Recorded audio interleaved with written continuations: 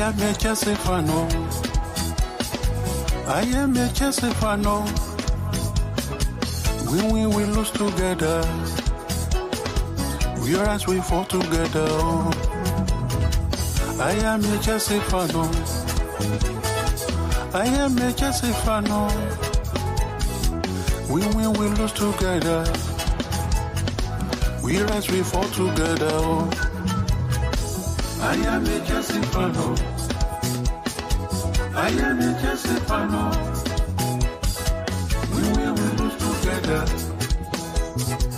we rise, we fall together.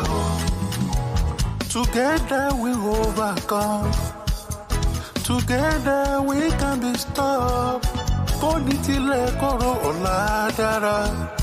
We will reach those goals we set together. I am a Chelsea fan. I am a Chelsea fan. When we will lose together, we rise, we fall together. I am a Chelsea fan. Chelsea fan. I am a Chelsea fan. Chelsea, okay. We will lose together. Together we win. We rise, we fall together. I am a Chelsea fan. I am a Chelsea fan. We will lose together. Together we can be stopped. We rise, we fall together.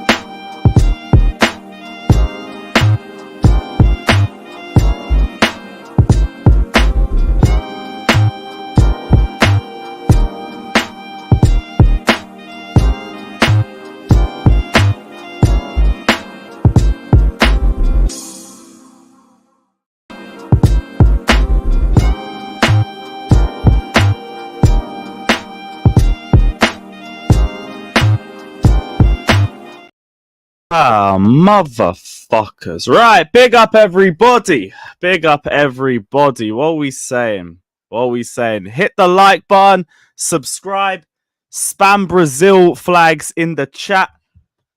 Bro, the window isn't even open. The season isn't even over. And the Transfer Kings already came back for their throne. It is crazy. Yo, I cannot wait for this summer, man. I cannot wait for this summer because first off, the stress of football will be gone. Second of all, you guys already know this is our time of the year. This is where we snipe every single transfer target in sight. We get at least 3 Dinos. We've already got one in the door. Shout out Estevao.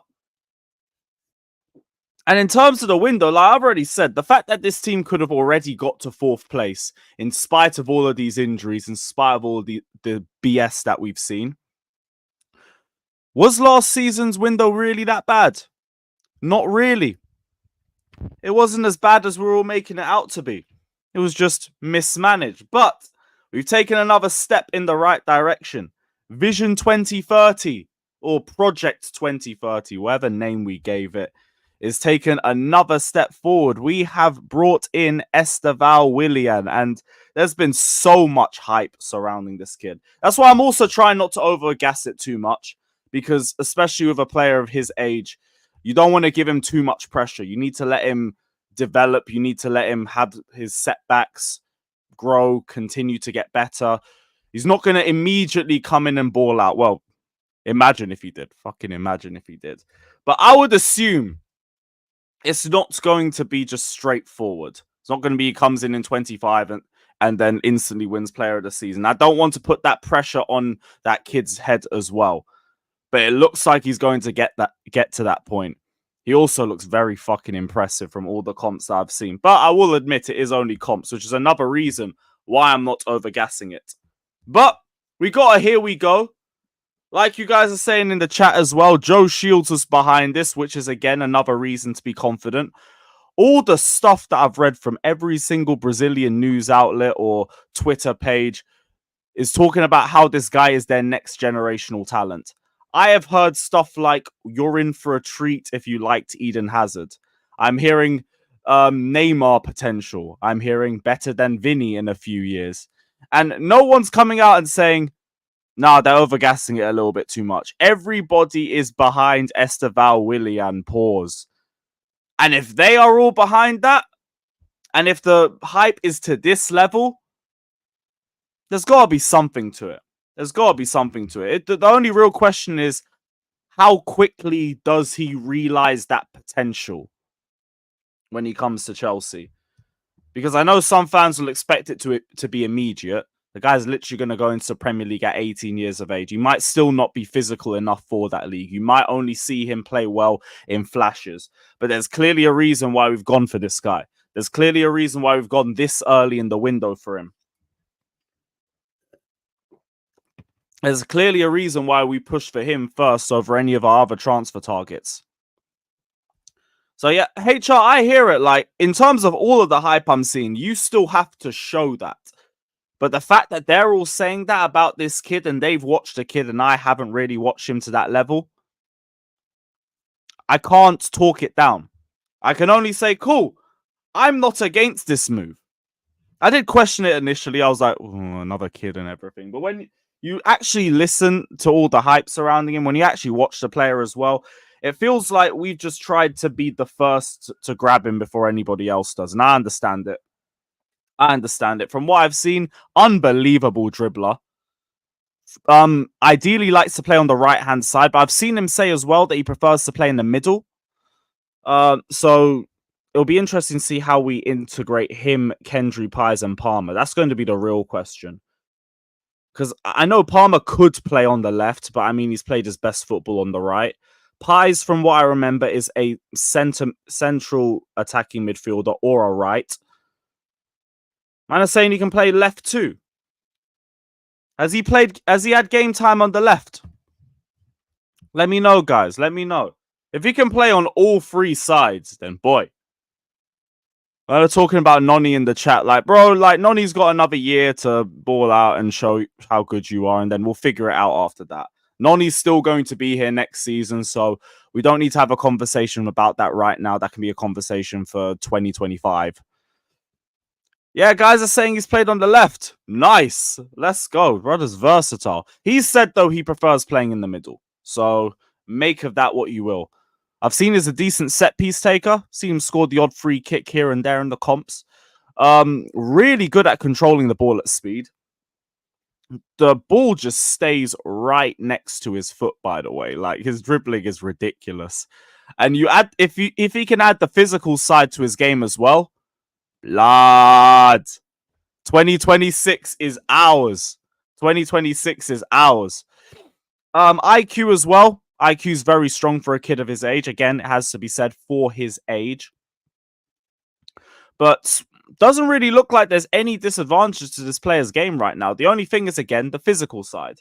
And that's going to come with age. That's going to come with time and more game time and all of that crap. So I look forward to this. Vision 2030. No, Project 2030 is booming. It's absolutely booming. Yeah, I know people call Palmer skinny as well, but like, I'm sure that's the reason why we haven't tried to bring him in already. Bro just sees another year or something. Like, I know we're talking about Palmer. Palmer's at what, 21? This guy's about 17. 17 years of age. Shout out to everybody that's locked in. Hit the like button, though. Subscribe, every single one of you. Hope everybody's gassed for the 10 years of Endrick v Estevao debates that we're going to be seeing across the timeline. And yeah, I look forward to where Chelsea's going, because we were in a miserable spot a couple months ago because it looked like we were going to be mid-table again. And my biggest worry was another year of Chelsea being out of Europe. Because how do you do this whole youth project when you have one game a week? It doesn't make sense. Doesn't make sense at all. Now we're basically certain of that we're going to be in Europe. We're not losing to Bournemouth. We'll probably win. I doubt we'll draw. We're in good form. We're playing good football. Bournemouth don't have as much to play for as we do. So Europe is sorted. Now everything feels like it's kind of back on track. The only annoying thing is that we're not back in the Champions League where we should have been. And where we ought to have been with better coaching. But the project is still in track for me. Because now this window doesn't look like a bag of crap. The potential of these players are being realized. It's just, it took us till May to do that. It took us till May to do that. Shout out Said, saying the timeline saying the next Anthony. Who is saying that? Who is saying that, bruv? Please do not try and bring your negative energy over to this stream. But big up Said, man. Love for the love as always. Hope you're all good. He's the one who sent me the link to the Here We Go as well. I didn't even know it happened. I was just chilling. So yes, shout out Said, man, because I don't even think I would have been live if it weren't for him. Big up. But next Anthony, ha ha ha. I'm hearing next Neymar. I'm hearing next Vinny. I'm hearing next Hazard. I'm not saying it. I'm just saying what other Brazilian sources have said. So we'll see, because I don't know if Anthony was getting them sorts of praises when he was joining United.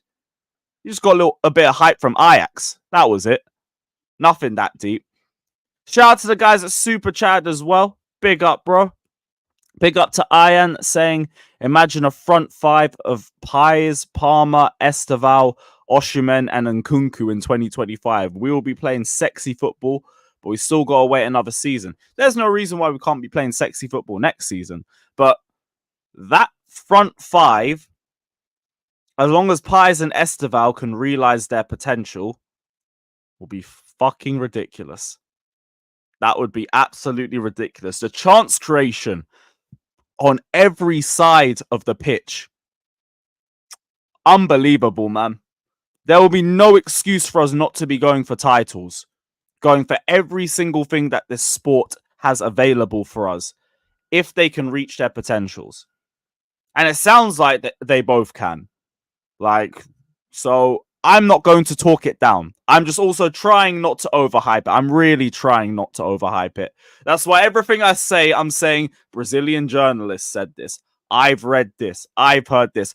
I will not be caught on camera saying that I think these guys are going to be next name Messi and Ronaldo when I haven't seen enough of them yet. But what I have seen is impressive. It's very impressive. Catman, stop it. He won't even be here in a month.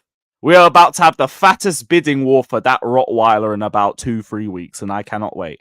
I cannot wait, man. Big up to Samuel, saying I was listening to Pies and Con on playback, and they were saying Palmeiras managers and associates think Estevao is a bigger talent than Endrick. I'm seeing Palmeiras fans saying that, the managers as well. I'm seeing every single Brazilian journalist I look at talking about how he's better than Endrick, how he's going to be better than Vinny in a few years. They're calling him the next Neymar. They're saying if you liked Hazard, you're going to fucking love Estevao. And I'm just trying not to get too overly gassed about it. Because we also got this guy locked in for 7 years. 7 years. I saw he got a Nike deal at the age of 10. That potential must be brazy if you got a Nike deal at 10. That's ridiculous. It's absolutely ridiculous. But shout out Samuel. Big up as well. Man dropped 2 super chats. Big up to Samuel. Saying, I've been watching your streams for ages, bro. I remember watching vids of you crying back in the day at Watford. Oh, thank you for the reminder. Thank you for the reminder. Bruv. Big up, though. Would love to jump on sometime. DM me. DM me, bro. I'll drop you a link. Because I will send a link out in a little bit. Big up. Big up Squaremore. Saying Chelsea women win the title and Estevao transfer. What a day to be Chelsea. Yeah, the Chelsea women absolutely battered Man United. What a send-off for Emma Hayes. I still need to watch the highlights of all that. But yeah, shout out the Chelsea women. Another title in the bag. I think they've done, 4 back-to-backs now or something ridiculous like that. Her legacy is unmatched. Unmatched. And yeah, big up. Shout out to the Chelsea women. And what a fucking day it has been. Big up to AK as well. Saying big up Luis. Savić from Girona will cook for us.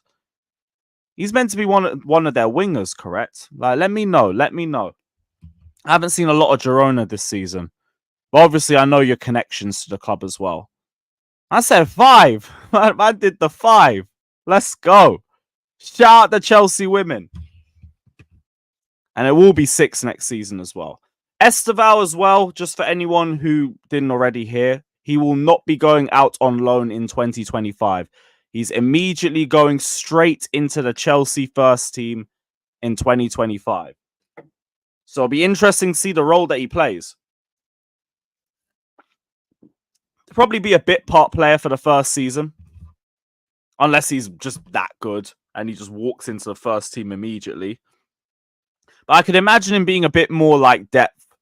Someone that you just bed into the team a little bit early. But it's hard to say anyway because it's very speculative. It's very speculative. You could see him you could do the Cole Palmer route where he has a few substitute appearances and he looks so good we start starting him. And then the club's his after like 4 months. So yeah, it remains to be seen. It remains to be seen. But we shouldn't be complaining too tough about this. I've seen the typical comments, like even now, saying, "Oh, why are we going for more children? Why are we going for him when we should be saving money, or we're meant to be saving money for PSR rules and all of that?" That's not a problem. That's not a problem. Because he's under 21, I think that was the rule. He's not involved with FFP. We also are trying to balance the books for next year's books, not this year's. So we don't have to worry about that either.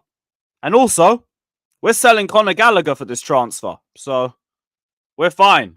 One guy out, another guy in, and we're all good. We're all good. Light work.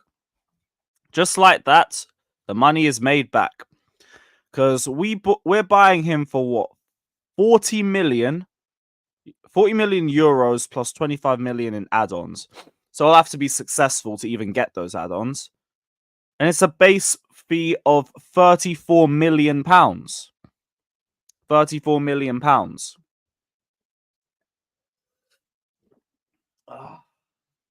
So yeah, Gallagher's going to get us that and a couple, at least 10 50 million spare. Wait, what was that? Yeah, the Connor Crybabies. I can't lie. I'm going to have to nick that. The Connor Crybabies. That might have to be the title of the leaving party. Well, I don't even know if I'm going to do a leaving party, but the Here We Go stream. I still need to get that if they sell Connor, we riot mug. Still need to get that because we should be seeing some riots in a few weeks. Should be. But in reality, it's only going to be like 5 people. Am I watching Fury Usyk? Probably. I'm going to have to look for a legal stream for that. Probably, though. Here we go. You're a fake fan if you're against Conor Gallagher. Hey, well, we're going to outlast him. Don't worry, bro. We're going to outlast him. It's all good. Shout out to Artav saying, all of you still potch out. Look at the names we're linked with. I'm potching just because these owners won't bring in an upgrade. McKenna, for fuck's sakes. First off, because we might as well touch on these McKenna links anyway. This is hilarious clickbait. Because, like, all he really said, all Jacob Steinberg really said, and let me get the thing up as well. Just so I can fully decipher everything.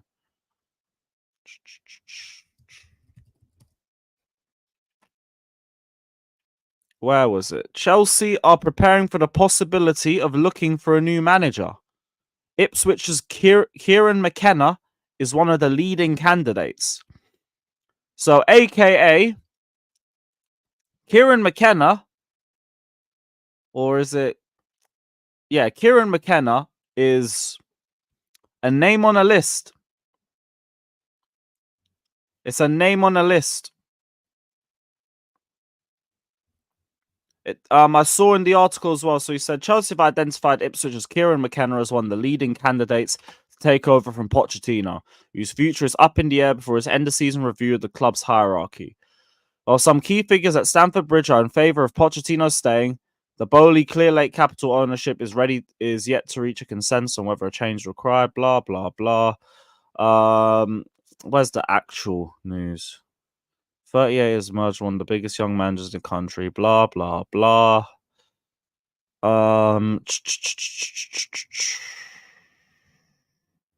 Man United are also monitoring McKenna. Brighton have targeted him as a replacement for De Zerbi.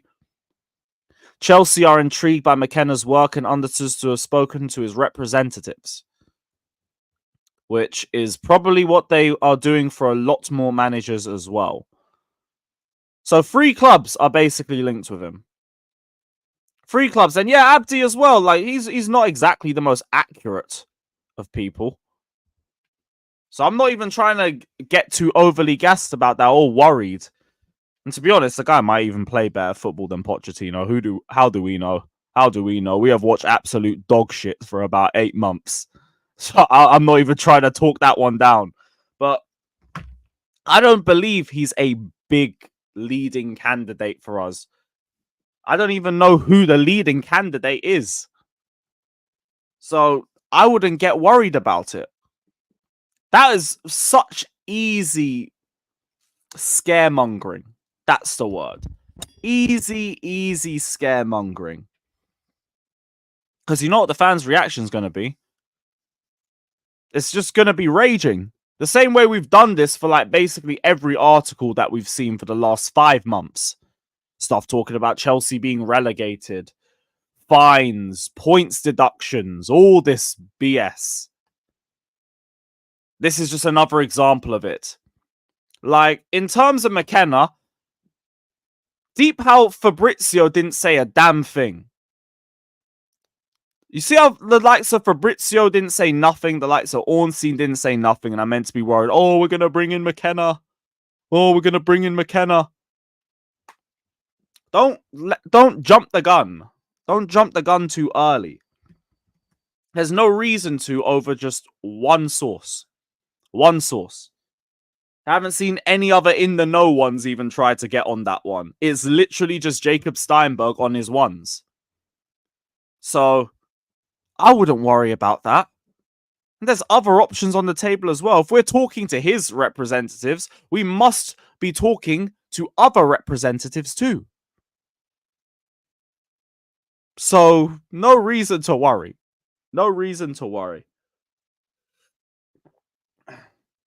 Plus, who knows? He's probably better. It's probably better. Big up to Dinishan, saying with Estevao, Poch might need a new barbecue soon, if he's even here. If he's even here. But leave the grill. Leave the grill, regardless of what happens. Big up to AK, who just dropped the super sticker. Shout out my guy. Big up, brother. Appreciate you, man. Big up to Dinishan, saying Poch gets players like a fat kid getting more cake. That is insane. Do you mean more like Clear Lake or just Chelsea in general? Because we've been signing how many players over the last season? That's just a Chelsea thing at this point. Yeah, shout out the Transfer Kings. We out here. Shout out the Transfer Kings. This is only the start. It's going to be a very, very big window ahead. What else is there? So, in terms of Gallagher, because we did touch on it earlier, Aston Villa are among the clubs who have shown an interest in him as well. I think this is from Matt Law. So, basically, we've got a bidding war. We got a bidding war. Aston Villa, Tottenham, Newcastle, all interested. All interested. And we know he's going. We know he's going. We don't even have to do the whole, oh, what if they re-sign him? What if they re-sign him? Come on, they would have done it by now. They would have fucking done it by now. And also, we want to talk about this end of season meeting and everything. I'm sure Gallagher's going to be a topic for that. And I'm sure he's still going to go. So we will see where that ends up. But yeah, we could potentially be able to drum up a little bidding war. Sorry, I lost my train of speech. Fucking hell. But yeah, we'll be able to get a little bidding war going. We know Tottenham will definitely bid. There was a source that came out yesterday saying that they're planning to bid immediately after the season ends.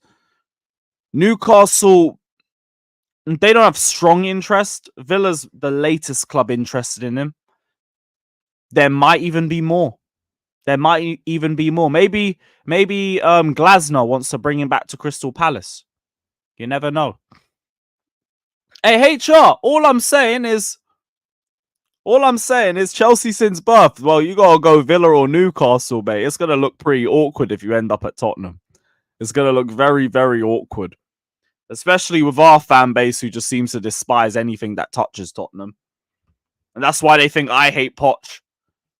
They think I hate Poch because he's ex-Tottenham. No, I don't hate him because he's ex-Tottenham. I hate him because he's a fucking idiot. But yeah, 3 clubs in for him. 3 clubs in for him. I said Villa don't have the money. Well, then Villa ain't getting the player. It might just become Newcastle v Spurs again. The owners are the reason he'll end up at Spurs. Nothing to do with Gallagher. If there's other clubs that are interested in him, then no. No, because if he chooses Tottenham, he chooses Tottenham. You got to remember, Spurs will not sign somebody who doesn't want to play for them. You are talking about one of the biggest clubs in England. As much as we all despise Tottenham and everything, they are one of the biggest clubs in England. They are an established Premier League top 6 side. They are not going to sign a player who is not 100% invested in joining their club. So, regardless, if he ends up at Tottenham, make no mistake, he wanted to go to Tottenham. He wanted to go to Spurs. And if he chose Villa, then he wanted to go to Villa. If he chose Newcastle, he wanted to go to Newcastle. He's only picking them because he wants to stay in London. Chloe, this is copium. This is copium. This is insane copium. But big up. Big up. Shout out AK as well, saying Palmer has won more trophies than Arsenal and Liverpool. Hey, Palmer has a Champions League. Arsenal don't. Brother's already bigger than Arsenal. He's already bigger than Spurs. Estevao's contract at Chelsea will be initially valid until 2032. Oh, so the contract we're getting for him starts in 2025? Okay, so it's not a case like we're signing him and we're loaning him back then. This is a pre-agreement for 2025. Fab tweet. What? Have we signed someone else? We signed someone else. Oh no, it's the same thing on here. All right, bless. Let's go. Yep. There it is.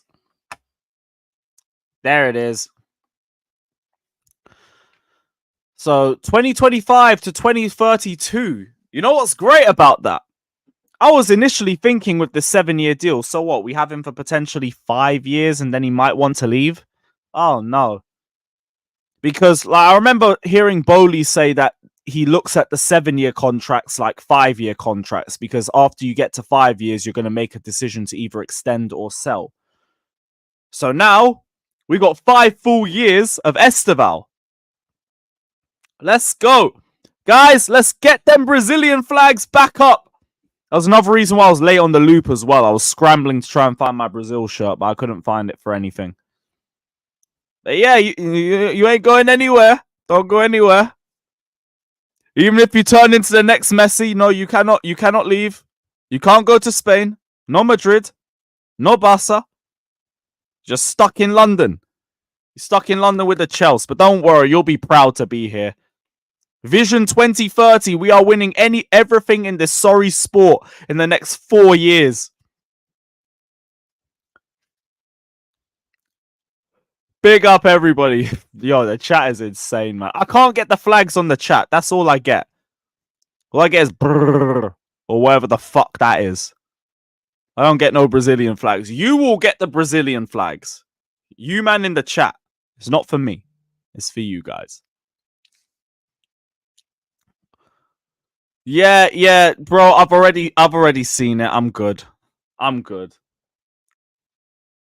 Check Out of Context Football on Twitter. Is that if that's the exact same thing, then I swear down.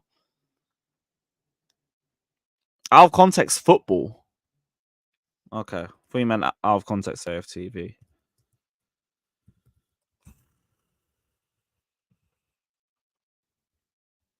Out of Context Football. Yeah, I don't think I can find that account. I don't think I can find that. It's sending me to some account with like 9 followers. Out of Context Football. Are you sure about that? No Context Footy. There we go.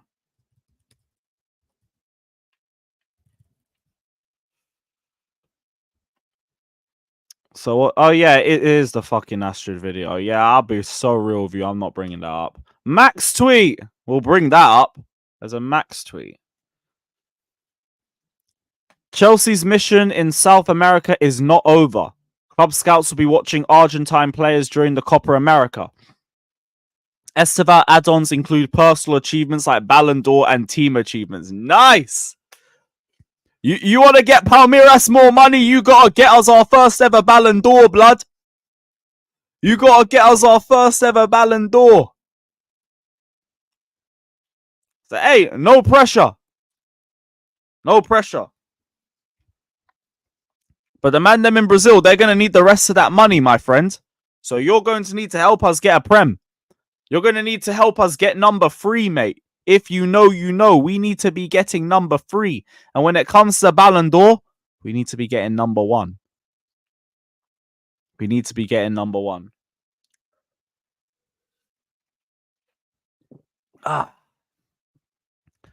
Yeah, man, we were this close in 2021. And I still say Jorginho got robbed. If you're going to rob Mendy of Goalkeeper of the Year to give it to Donnarumma, who won the Euros and did sweet fuck all in 2021, but then you don't want to give Jorginho the Ballon d'Or, but you want to just give it to Messi for no reason. It's contradictory. We were this close.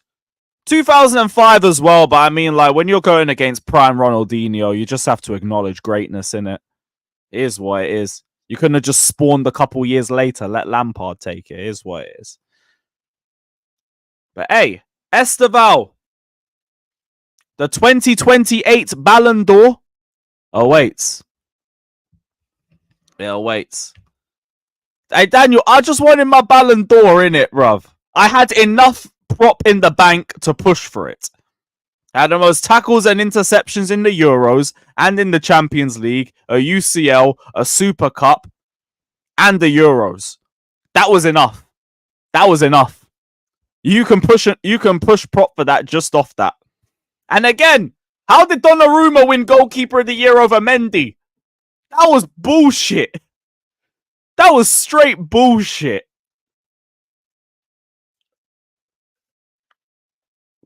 I'm still pissed for Mendy because he deserved that. 2021 Mendy was heritage. Absolute heritage. Man, I'm saying N'Golo should have won it. I won't even talk down N'Golo. But at that point of the Ballon d'Or awards and everything, it felt more like it was more about the trophies that you win as well. And France didn't win the Euros. Like, I remember going into the Euros and I was just saying, whatever Chelsea player wins the Euros, I'm pushing Ballon d'Or prop. Whichever Chelsea player wins the Euros. And it ended up being Jorginho. So we ran that. We ran that. Did I miss anything else? I don't think there was any other news. Yeah, CNAC, there was enough to push for Jorginho to get.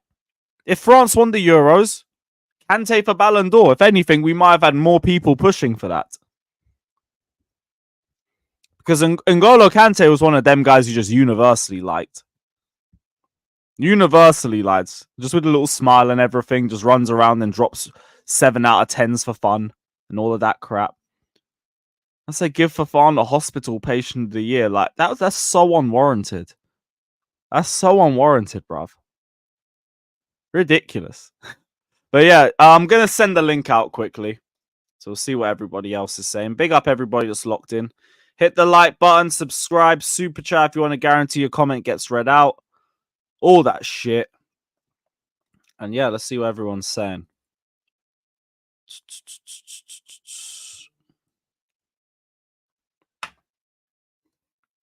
Probably will stay live until about 11. And then we'll probably leave it there. But to be honest, we'll just wing it.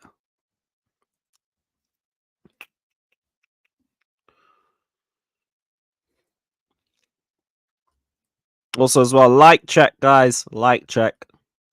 I don't know how many likes we've got, but I'm going to assume it's not enough.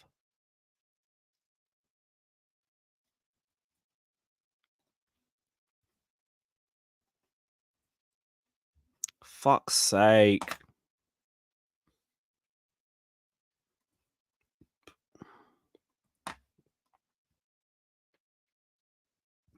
$116. We were one off a Man City joke. Nice. But yeah, let's get to 200, guys. There's like 500 of you man in here, so let's get to 200 likes.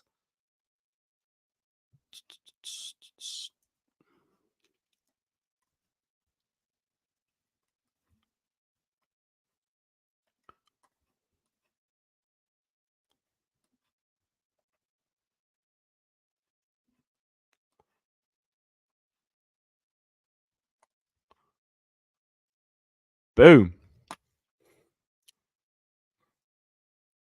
Oh, wait, I forgot someone. Fuck's sake.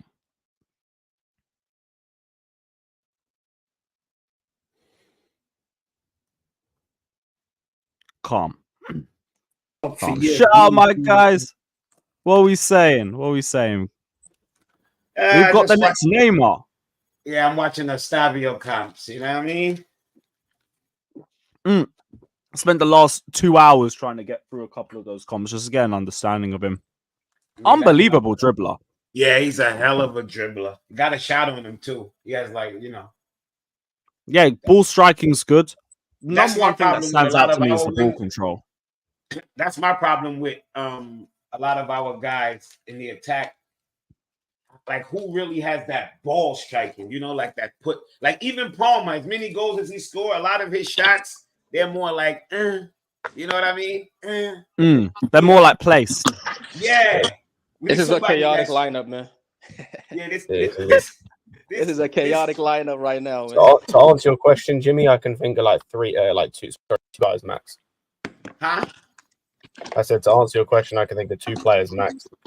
That actually strike the ball, 3. right? Maybe 3 actually. Yeah, we don't have many ball strikers. This kid strikes the ball. For him to be this young, it ain't his ball striking ball is not gonna get any worse. Another Deadpool specialist. Before Palmer actually came to Chelsea, he was known for his ball striking. And that's why it was weird when he came in. We was like, is he gonna bang it or not? Is he gonna? But he's been scoring, I don't know, like finesse shots at Chelsea. But I think he has that in him. I ain't gonna lie. He just has it. Yeah, City were just fucking bangers, and it was like, yo, when is this coming to Chelsea? But it don't matter as long as you score, bro. Yeah, he does a lot of placement shots, but I gotta give it to him. Even his misses, you be like, okay, shit, I see why he went there with that. But that's more sustainable, though, if you think about it. A nigga who can find that kind of placement with ease. I think that's the Brazilian kid. Sustainable. Yeah, that's more valuable than the power shot. I agree. Because remember, when you were watching, remember Werner comps? I remember those comps like it was yesterday. Werner was hitting left foot shots, right foot from 30 yards and 40 yards, everything. He was doing everything. He came to this league, bro. Trash, bro. There was no. That's why I've been trying not to overhype the kid too much because like he's gonna come in and he's gonna have to adapt. And I was gonna say, like, I'll be so real. Am I the only one who like legit doesn't care? Like, I'm glad we signed him, but I'm just like, hey. No, likewise, I don't care right now. We're not seeing him. I'm a little bit excited. We're not seeing him. We're not seeing him for 2 years, by the way. He's not going to come into Chelsea straight away. We're not seeing him for 2 years. No, he said he's coming back in 2025, straight into the first team. And he'll go straight out on loan, bro. When you really look at the money we spent, if he turned out to be half of what they said, no, they're saying he'll be a first team player. Bro, sorry, he's coming straight. Turns out to be half of what they said he'll be. They said the same thing. They said the same thing about Santos. Yeah, about Santos? That's the only thing I'm like worried about, right? That's why we rushed his. That's why we rushed his.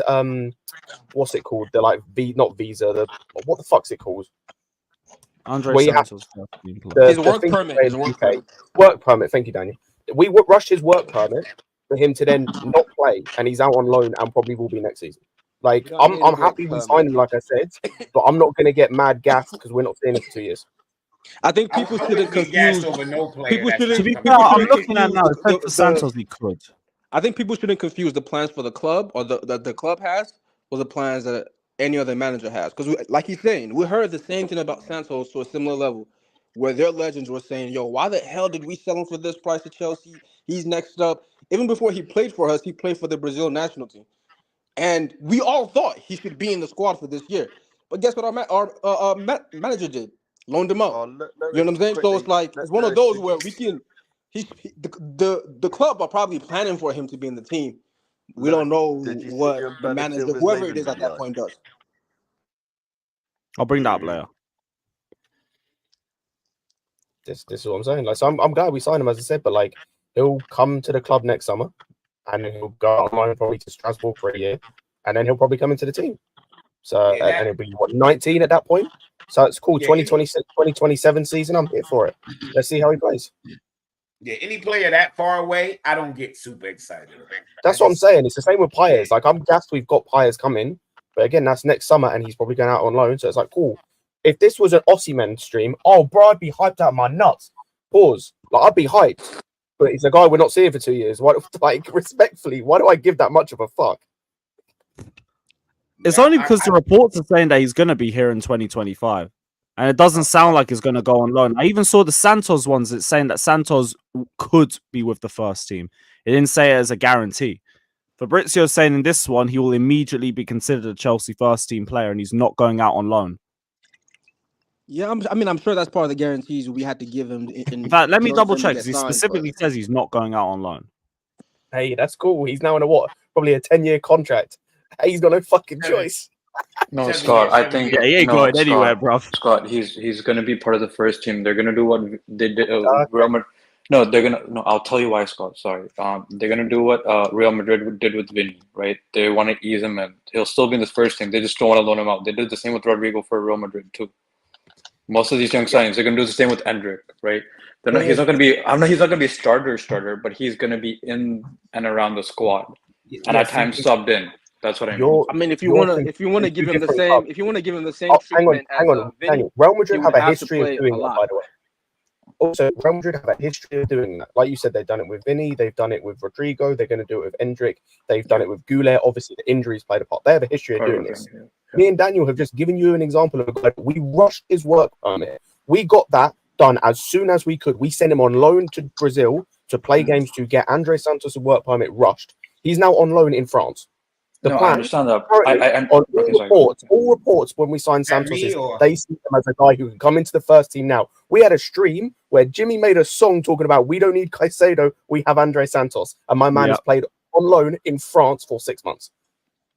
So I don't think it was a sure guarantee though. It was that we would like him to be in the first team. I think this is like a sure guarantee. Here's the thing though. There is no guarantees. That's he was going to come into the first. We have to understand. Unfortunately, there is no guarantees, right? Because the path at Chelsea isn't one that is closed off to any of these kids. That's why we can't put anyone on top of the other, right? Because as we're saying now, he's coming in 2 years. Let's say Scott is right. He goes on loan his first year. He comes in after that, right? Whoever makes the leap first is going to get that fucking spot. Mm-hmm. You know what I'm saying? Like, if Angelo next year makes that leap in France, he's getting that spot. If Hutchinson makes that leap, like, there is no guaranteed we're going to wait for you till you come and figure it out. You know what I'm saying? That's why, like, I'm not saying he's not going to be a good player or he's going to be a bad player. I don't know what he's going to be. But I can't get super excited knowing that, you know, it's so far away. And there's so many other, like, if he's Neymar, like, if he's that level talent, like, there's no need to even talk about this. He comes in, he starts. You know what I'm saying? Right away. But if he's not that level talent right away, then he has to compete with the rest of these guys. That's just the reality. And my thing also is like, bro, like, some of these young motherfuckers are gonna be sold. It's not a crime. Some people need to relax. Not every motherfucking purchase is to. Sometimes you look at a motherfucker and say, we're gonna get them for this $5 and we're gonna sell them for $20. Everybody can relax. Like, we got Omari Hutchinson for $6 million. If we get 30 something, bro, you know how much we're going for free. We're going for free. No, they had to pay. I just watched something where they said they had to pay like a $6 million. I wasn't, bro. I tell you, if we had to pay anything, bro, it was like under $1 million.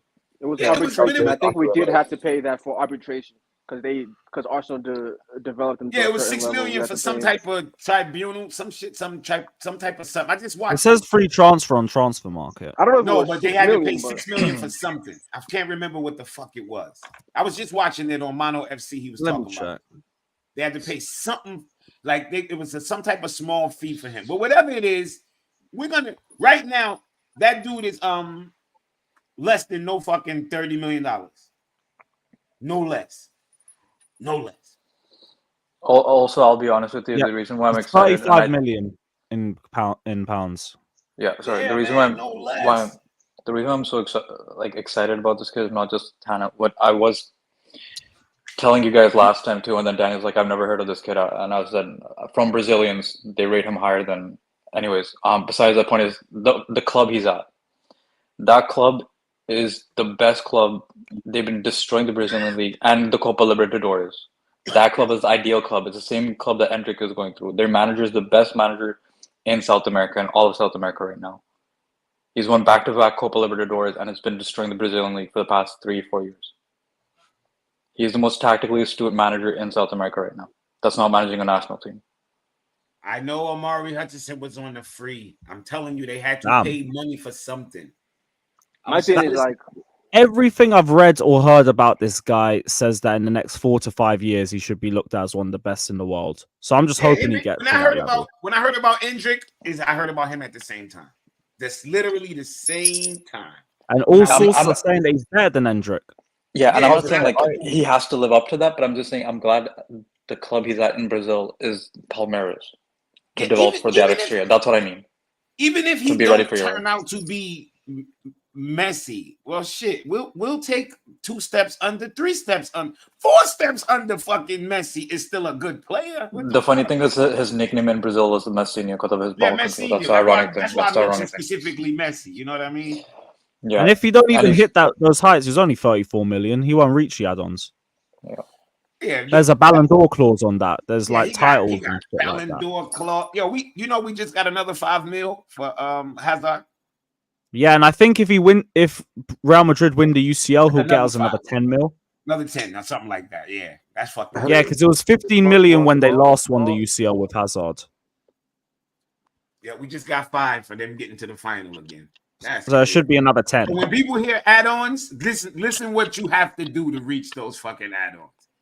Real Madrid literally is going to the Champions League every fucking year, final or semi-final every year to get those add-ons for Somehow we got a retirement clause added into that or some shit. That I is don't fucking know, but crazy. the old board, fair fucking play. Yeah, because we got 5 million for him for Madrid making the UCL final. It was And then we get 15 another million 10 when mil. they last won the Champions League. So I'm assuming if they win it again, we get another 10 mil.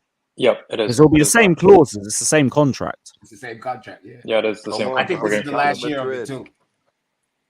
Yeah, that's just picked my side for the UCL final. Am I the only one that's about to Yeah, get the right. fucking Ian Madsen And BVB why do we jersey? get that? Because I do Because not of want Hazard. Real Madrid winning another final. Because of Hazard, Enough we is get enough. that.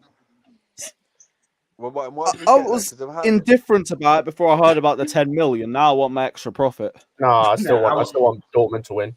I still want Dortmund. I To win. want Dortmund to Hey, win. just man. for Matson winning it, I'm not against I was it. gonna say, bro, Matson and Sancho. That's a big fuck you to them at their respective Oh, managers. that would be big, right? That would That be is unreal. a Imagine big Champions fuck you League to will this make league. it. I think it would make it like 9 Chelsea youth players who have a Champions League. Ake got one last year. You know what I'm That's saying? nuts. We just need him to get one this year. You know what I mean? Like fuck And- La and- La and- Messiah. And Or La then Mesa, these whatever ain't the fuck just that like shit is called. these ain't just youth players that's just around. These are motherfuckers who actually contributed. Contributing players. Chelsea Youth Academy is the truth for real. That's why I don't. It's why I don't know why. I don't know why people disrespect it so much. Like It's the you know, truth. There's what's on your It's the back, it's a bro. very good youth. It's a Like very good fucking it's very academy. I'll good, message man. you. Because every player doesn't have to be world class, but when you got a lot of 7 Maybe out like of 1 or 10s, 2. 6 out of 10s and better out of your academy, come on, man, that's saying a lot. And also Jimmy, this is why I don't get why some fans are crying over Gallagher, because first we had Loftus-Cheek, then we're like, oh, we're not going to find another Loftus-Cheek, then we found Mount, another 8, then after Mount, then we found. I know, but I'm saying after that we have Gallagher. Like we literally hit back to back 8. Yeah, they're I'm there, sorry, man. our club is developing these players, so if They we are, lose they Gallagher, are. that's not the Yep. biggest deal for me because we literally produced 2 before him. Totally Oh. fucking Plus, agree. we'll produce another one lost straight after And this you shit. know what Yeah, else? I'm You know not- why I'm No. on this too? You Because my man produce. Joe Oh, no, Shields. go ahead. Joe Shields said he want Estevao. I'm like, fuck it, get Estevao. I believe in Joe Shields, right? I believe in Me Joe too. Shields. I believe in his talent ID. I don't think people like when I speak sometimes they don't understand that I don't not rate their talent, right? But if you watch the game long enough, this is why people say, "Oh, that talent was ruined," right? Oh, he couldn't, they fucked him up. Yeah, that happens.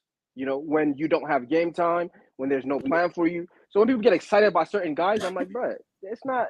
Wait till he's established himself to get excited. Because Mudryk too. Remember, Mudryk was told we're gonna win a Ballon d'Or in 2-3 years. There's a Ballon d'Or clause for him too. What that mean? But I would That wasn't Joe Shields though. But I would- No, I'm not saying. I'm just saying like.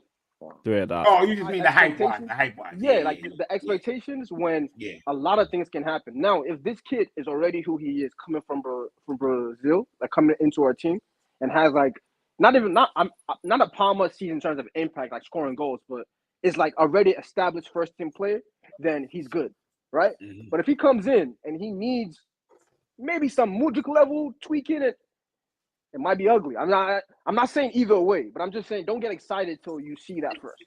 No, I would say to people it's more similar to the Vinny storyline. Like give him the patience that Madrid didn't initially give Vinny. I'll Do you get what I'm be saying? Like real. give him a season Put it to like 2 this. seasons. That's what I'll we're saying also about be Mudryk. real. I think his talent has nothing to do with it, isn't the full story in the sense of like he could be the most talented player in the world, and if he comes into this team and it's a mess, it won't mean anything. Yeah. Like because we're seeing it to an extent with Palmer this season, where it's like as good as he was, there was a ceiling to where we got to because of the manager and because of how messed up the team was for certain parts of the season. So it's like, and this guy's even younger and won't have played in England and won't have come through like at City. So that's from like That's what I'm this saying. team. It's similar to Vinny. For him, That's what I'm for him saying. It's and similar to players, Vinny. So I've said before, even if they're like, there's a part where it's like, even if they're good enough come 2025, if this team is not in a place where you can fit them in and it's still cohesive, don't bring them in. Do not bring them in if this team is a mess. Like, do not do it because you'll fuck them up. You'll fuck their development up because people will expect to like the most out of them. If Estevao comes in his first year and look like Mudryk look now, that's a good look. Mudryk looked bad because he's 23 and not 18 and 19. If Mudryk was 18 or 19, I would be fucking gassed. I would literally be gassed. Like, oh shit, we might have something here. The problem is he's 22, 23 years old. So it's like, god damn, how much space he got to grow. You know what I mean? That's why I'm just hoping fans don't overdo all the stuff that they're hearing. Like, because we're hearing he's the next Neymar and the next Messi and the next Hazard and all that, it doesn't mean he's going to be like that from the start. Especially when you're going from the Brazilian league to the Prem. And he literally just turned 17. He just turned 17 this month, actually. So how much I'm like last month, sorry. The last few Brazilian wonder kids, right? I'm not gonna lie, all the attackers, they've been really coming out to what people like Rodrigo, Vinny Jr., Endrick, like Victor Roque, all these motherfuckers, they've been getting hyped for a long time. Like they hype outside of reaching European football has been there for a while. And all of them are kind of Savio, all these guys, they're all pretty much ascending to where they should be at this moment. It's fucking scary. It's really getting scary, like how good these South American kids, like they're really all going, their projection is going where it should be. Like I can't think of any of them where I'm looking at and I'm like, but someone, someone is going to be the Gonzo, right? Someone is going to be the Gabigol who gets lost. I think it's going to be more than just someone. It's probably going to be like two. You're going to get lost. You just hope we don't have the two of them. So there's Endrick and not Estevao. Victor Roque already won out of Barca because these kids want to play, man. They want to play. Victor Roque said, "Yo, if you don't want to play, that's my only thing. Like with Savio, I'll get more excited if there wasn't another one just like him that is rated just as highly, if not higher. You know what I'm saying? That's like we talking about pies.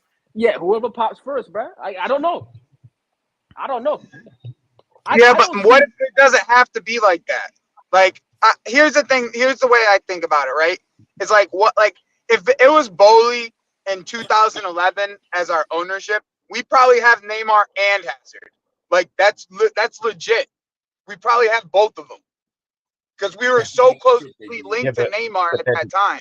That's not the point. Joey, you're actually. Can I make a point? You're actually highlighting Dan's point more because I know exactly what he's going to say. Who plays in that situation? Huh? I was going to ask that as well. Who plays what? I'm sorry. In the scenario you just made up, we have Hazard and and y'all got to remember also, more than likely, guys that young, they're not going to be starting. So Scott, so Matisse I would give you. Matisse, I saw Matisse was having I don't know if it was with Alex Goldberg, right? With Alex they're Goldberg. having a little back and forth. Yeah, and he said, imagine you can't have world-class players like throughout your whole team. It just doesn't work. Imagine having like 2 striker spots and you have 5 strikers. It's like Drogba, Aguero, Benzema, like so on and so forth. Who plays? You can't do that. That doesn't work. You have to plan. That happened, and we saw what happened when that happened. One happened. They got like Higuain had to leave. Higuain was scoring more goals than Benzema at a higher rate before he left. But he had to go. It might be happening Rodrigo next season. It might be happening Rodrigo next season, not this summer.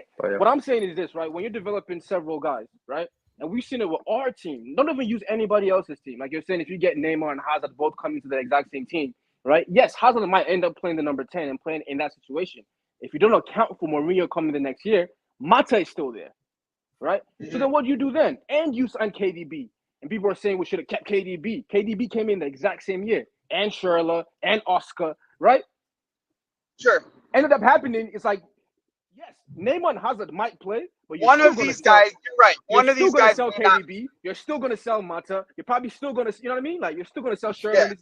Yeah. It's not gonna be all of them gonna be in there happy. And so I have Palmer. Palmer's probably he already established himself. All he has to do is have another great year next year, and that's his spot, right? He's in there. If Nkunku comes back and he's fit, that's his spot, right? So it's the case of is Paez, Angelo, all these guys gonna fight for 1 or 2 spots or minutes, and I'm confident one person is gonna win, but it's only gonna be one. Same way with Colwell and Badiashile. Oh, both left center backs can play. Fuck all that. Compete. One wins, one goes.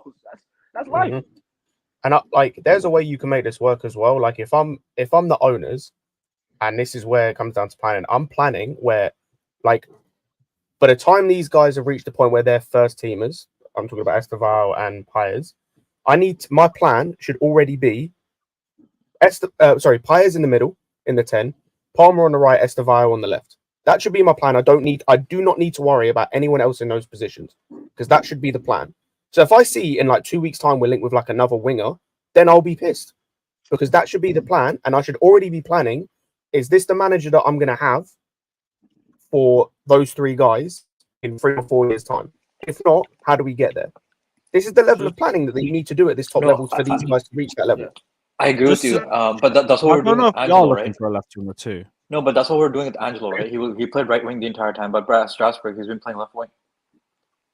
You know, I agree, but that's why. What I'm trying to say is, even in the team, everything I've heard about Something this I agree. but everything I've heard about this Estevao kid, he's a right winger, but he can play on the left. Cool, that's why I put him on the left. He prefers to play centrally.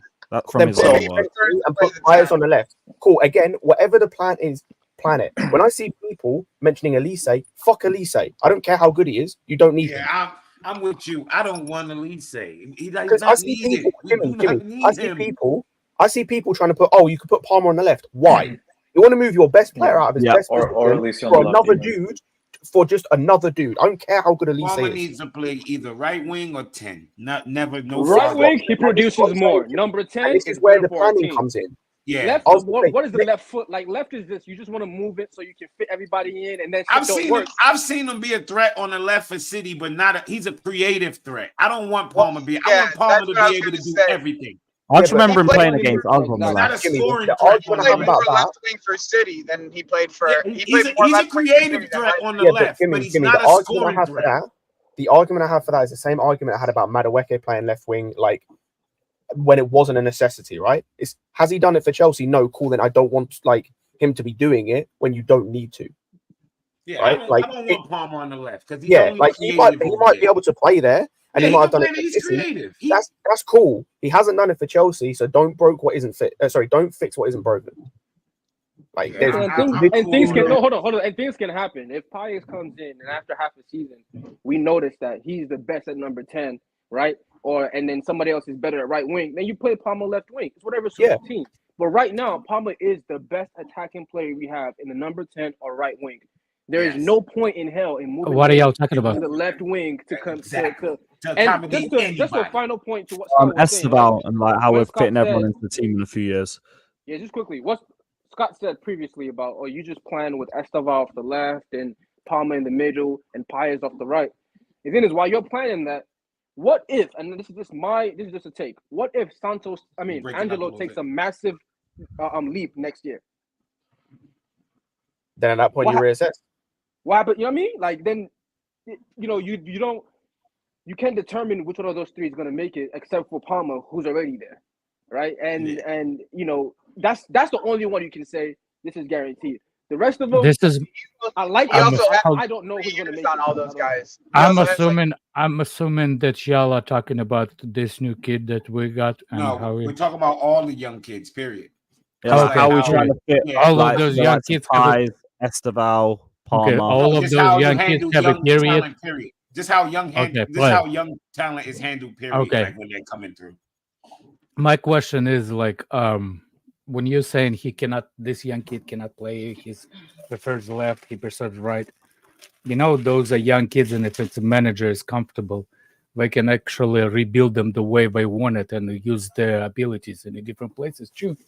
Not everybody started in 17, finished in 17 in the same spot on the field. You know what I'm saying? I hear that. Nobody knows. So And By the he's way, both-footed. by the way, I say by the this, way, Ale, as much as I mean, let me he's right finish though, my because point. Pius has played a lot Let of me 8 finish too. my So point. I don't know who the fuck Pius is, and everybody like all I know is Pius, the guy that retweets a lot. That's the only Pi I know. But what I'm saying is, look, these kids, they're still kids. Y'all planning on something that's not gonna happen for the next 3 years. Even though this says it's 2025, that doesn't mean shit. If we are club that actually have some kind of ambition, this kid should learn from Palmer when he comes in, or other player. It doesn't have to be started game in and game out.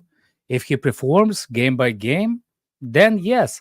But it doesn't automatically think that he has a spot in starting 11 versus somebody that could be potentially better.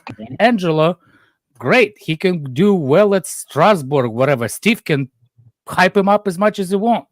If he comes to Chelsea, it's going to be a different standard. He might not even be able to fit the bench if he sucks in the Premier League. We haven't seen him. That's the point. You got to establish first 11 first. Doesn't matter if it's next year or year. What's his name? Palmer is the only established player in the Premier League with Jackson this season from the ones that we got, the new kids on the block. The rest of them, you can shuffle them and throw them like a dice. Whatever. You know what I'm saying? They can be moved. Yeah. You just made my point, just more angry. Big up, though. Okay. he said you made his point just more Russian. You know what I mean? Yeah, I'm not angry. You know, this is not how angry, I I'm saying like more aggressive. Yeah. More Fuck testosterone. you. That's Fuck you, exactly Daniel. what I How said. about That's aggressive exactly as what I that? said. Fuck you, Daniel. It's all good, man. There we go. It's all good. Yo, I hate you see. I like Red Devil. If it wasn't for you, if your father didn't come and your mother, you wouldn't be here. I hate this idea of if it was. He's our player. So what? We don't care. I hate when people be like, "Well, if it wasn't for your keeper, you would have lost today." Well, dickhead, that's the keeper job to keep the ball out of the fucking net. If it wasn't for anybody's keeper, they would lose. Oh, if it wasn't for Palmer, we'd be in 19th. Yeah, because we'll be playing with 10 men. Fuck you mean? Like, I hate this fucking idea of if you take Palmer off the team, we would have finished 13th. We would have finished 20th because we'd have been playing with 10 men. That's how we would have been. If you take Palmer off the team, somebody got to replace him. You're going to tell me they're not going to score any goals? Nothing is we can't say that about United because they're all shit. Like, damn, whole team's a scrub. No, not really. Not really. Bruno is really important player for them. No, he stinks this season. But he stinks. No. I'm saying it was a real important player for them, but he stinks. And if you want to go do the math, not the math that when you shoot a devil, not the math that happens at school, that kind of math. Count how many times what's his name? That guy scored. No, the other one. The other pale guy from up north. McTominay? McTominay, yeah. Okay. How many goals McTominay scored? A good couple goals. How many important points he scored for you? And guess what? You will be on the same point as Everton. And they got 10 points deducted. We've done this already. What about if we took Rashford from United last season? If they didn't have McTominay's goals, they would be like 15th or 16th or something like that. If they didn't have Scott McTominay's goals, they would be in 15th or 16th place. Exactly. I don't understand this idea of taking away a player's goals. Is it people just run that for certain agenda purposes? That's all. It's because we're Palmer FC is what they call us. That's why we're Palmer FC because Palmer does everything for us. Any manager is gonna have his favorites. I like when people realize this, that's when they'll understand. Like it's not even about over relying on Palmer or blah blah blah. It's like the same thing with Tuchel, man. Like if all of you guys aren't scoring and this guy is scoring, obviously I'm gonna give him more praise. It doesn't mean the team is designed just for Palmer, but Palmer is the one who's doing what he has to do now. The rest of the guys need to step up as well, like in Tuchel and blah blah blah. But yeah, it's not like if we didn't have Palmer, all these points would be lost. Well, maybe not. Maybe if you give Madueke the whole season. Actually, let me not say that because there's no way Madueke is scoring that many goals. But maybe if you give him the whole season, he gives you a performance level. I've right? given That's pens higher. too. He gives you a performance level that's higher, and helps us out. Blah blah blah. But for me, Yeah, Madueke is good at pens. for me, I didn't know Palmer was going to come into this team and do what he did. I was expecting Nkunku to have this level of impact, but he got hurt, and Palmer stepped up to a different level. Forever grateful. I don't expect this same season next year. I don't. I expect a much calmer, maybe If we have 11, Nkunku 10, for 20 games, bro. If we have Nkunku for 20 games, there's no way we have the same season. Just plain and simple. Nah, I think we have a similar season, but we score 85 goals instead of 76 or something.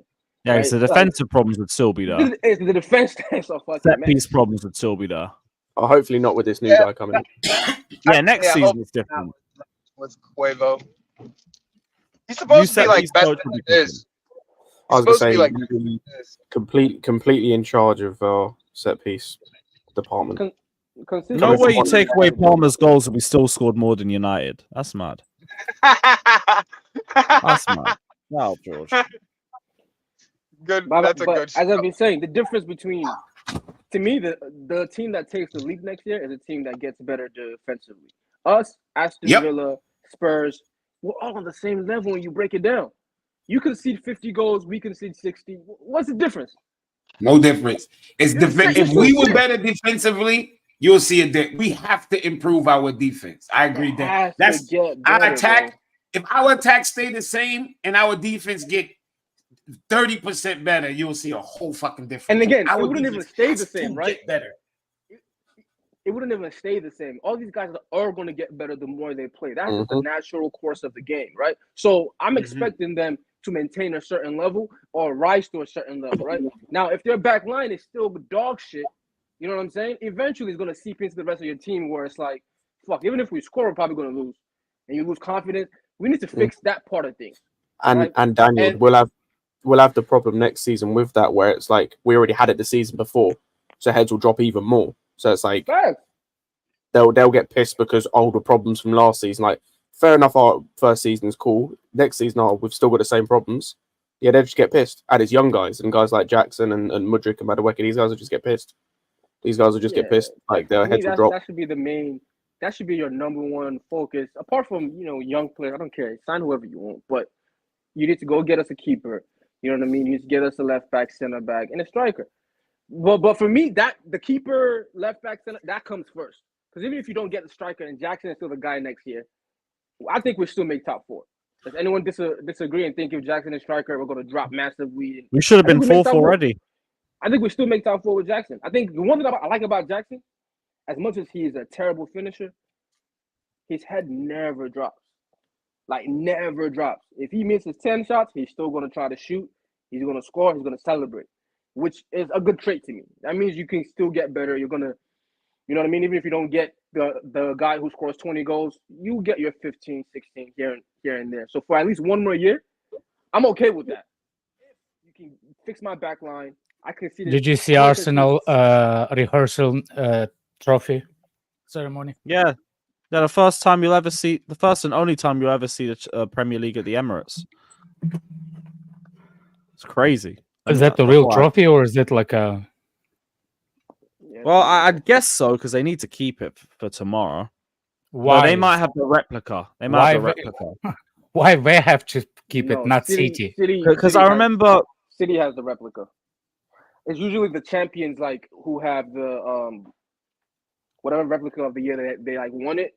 If they're going back and forth, remember when we were going back and forth, Manchester United on the last day, we had the new trophy, not the older one. So they'll have Bush. No, you rattle me, not Arsenal. You dumb. Go back to the Bush. Yeah, because I remember the first place team had the actual one. The second place team, they get the replica. But the medals all remain the same. That was it. Big up to whoever recorded this shit because it'll be hilarious tomorrow. Yeah. Yeah, that's the Emirates. No, Little not dress that. rehearsal. I'm saying who gets the, because don't you already get a replica? You get a replica once you win, right? Yeah, you get a rep, but in terms of trophy you lift, get the trophy you lift is different. You get the trophy for a month to go do the tours with it and all that. But then you replica, return it and you get the replica. That's what I'm saying. City already has the second place team, if they're competing on No. the last day for it, City the has the replica will be replicas at for the second every place team. trophy they have. They not just do one replica for. They have to put I'm in. not saying one. I'm not saying they have one replica. I'm saying the last replica Arsenal has is from 2004. Oh So, you know what I'm saying? yeah. Whether it would make sense for Arsenal to have the real trophy at their stadium if they win it, and City has a replica because they already have a replica. Now I hear what you're saying, but I think the first place team has yeah. the official trophy, and the second place team is a replica because they're less likely to win. But Bush is in the bush. Damn Bush.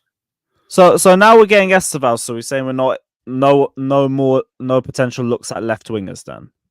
No, we should. But like, go and get me someone who's 25, 26. Get rid of Sterling. I know you. And then go and get someone who's 25, 26, who can be there be here for like 2-3 years, can initially, start ahead of Estevao for that first season, and then afterwards can be the backup role, but will still offer that experience in the dressing room. Like, I'll be so real, I don't want to see like the a right Somerville type of experience. Don't bring me Somerville. Same age profile, basically. Give or take like a year. Somerville? Leeds winger that we've been linked to. Don't bring me a guy like that. Don't bring me another like young guy. Like we don't need one. The only names we've heard for that position are Nico Williams and Somerville, and Williams won't happen because of his wages.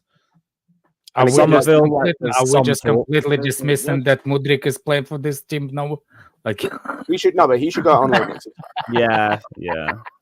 So people like completely dismiss him. Like he's not living on loan. You know that, right?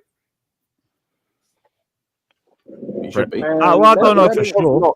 I think it would be better for him to go on loan. I know what, but I'm saying like we can say that he needs loan and but he's going to be in the first 11, like with the first team next season. Bro, if we're being honest, none of our attackers that are currently here now are leaving in the summer. Let's be completely honest. Yeah, none. Yeah. But what I would do is send Mudryk out on loan for a season. Don't really care where, preferably the Bundesliga, and go and get rid of Sterling. And go and get me a winger that can start every week, or play Jackson there, and go and get me a second choice winger. I think if we get in Mudryk on loan, it should go to a team like Crystal Palace, like Wolves, like even West. Unless Eze leaves, he doesn't start for West Palace. Ham. He doesn't start for Wolves. West Ham. I don't really think there's too much of a need, to be honest. Like, I think. And this, it's a little bit of a joke, but spend as much money as you can. Go talk to LeBron and these guys, whatever they're doing for him, to make sure Cuckoo is fit the whole season, bro. Like, just whatever you can do for him, cool. I'm cool with him starting left wing and you're just having, Mudryk off the bench or something, like, because we have the development guys, as you said, that are supposed to come the following couple of years. That will take that backup role. You know what I mean? So if he's there for next year, and even Sterling, I think Sterling has 2 years after this, right?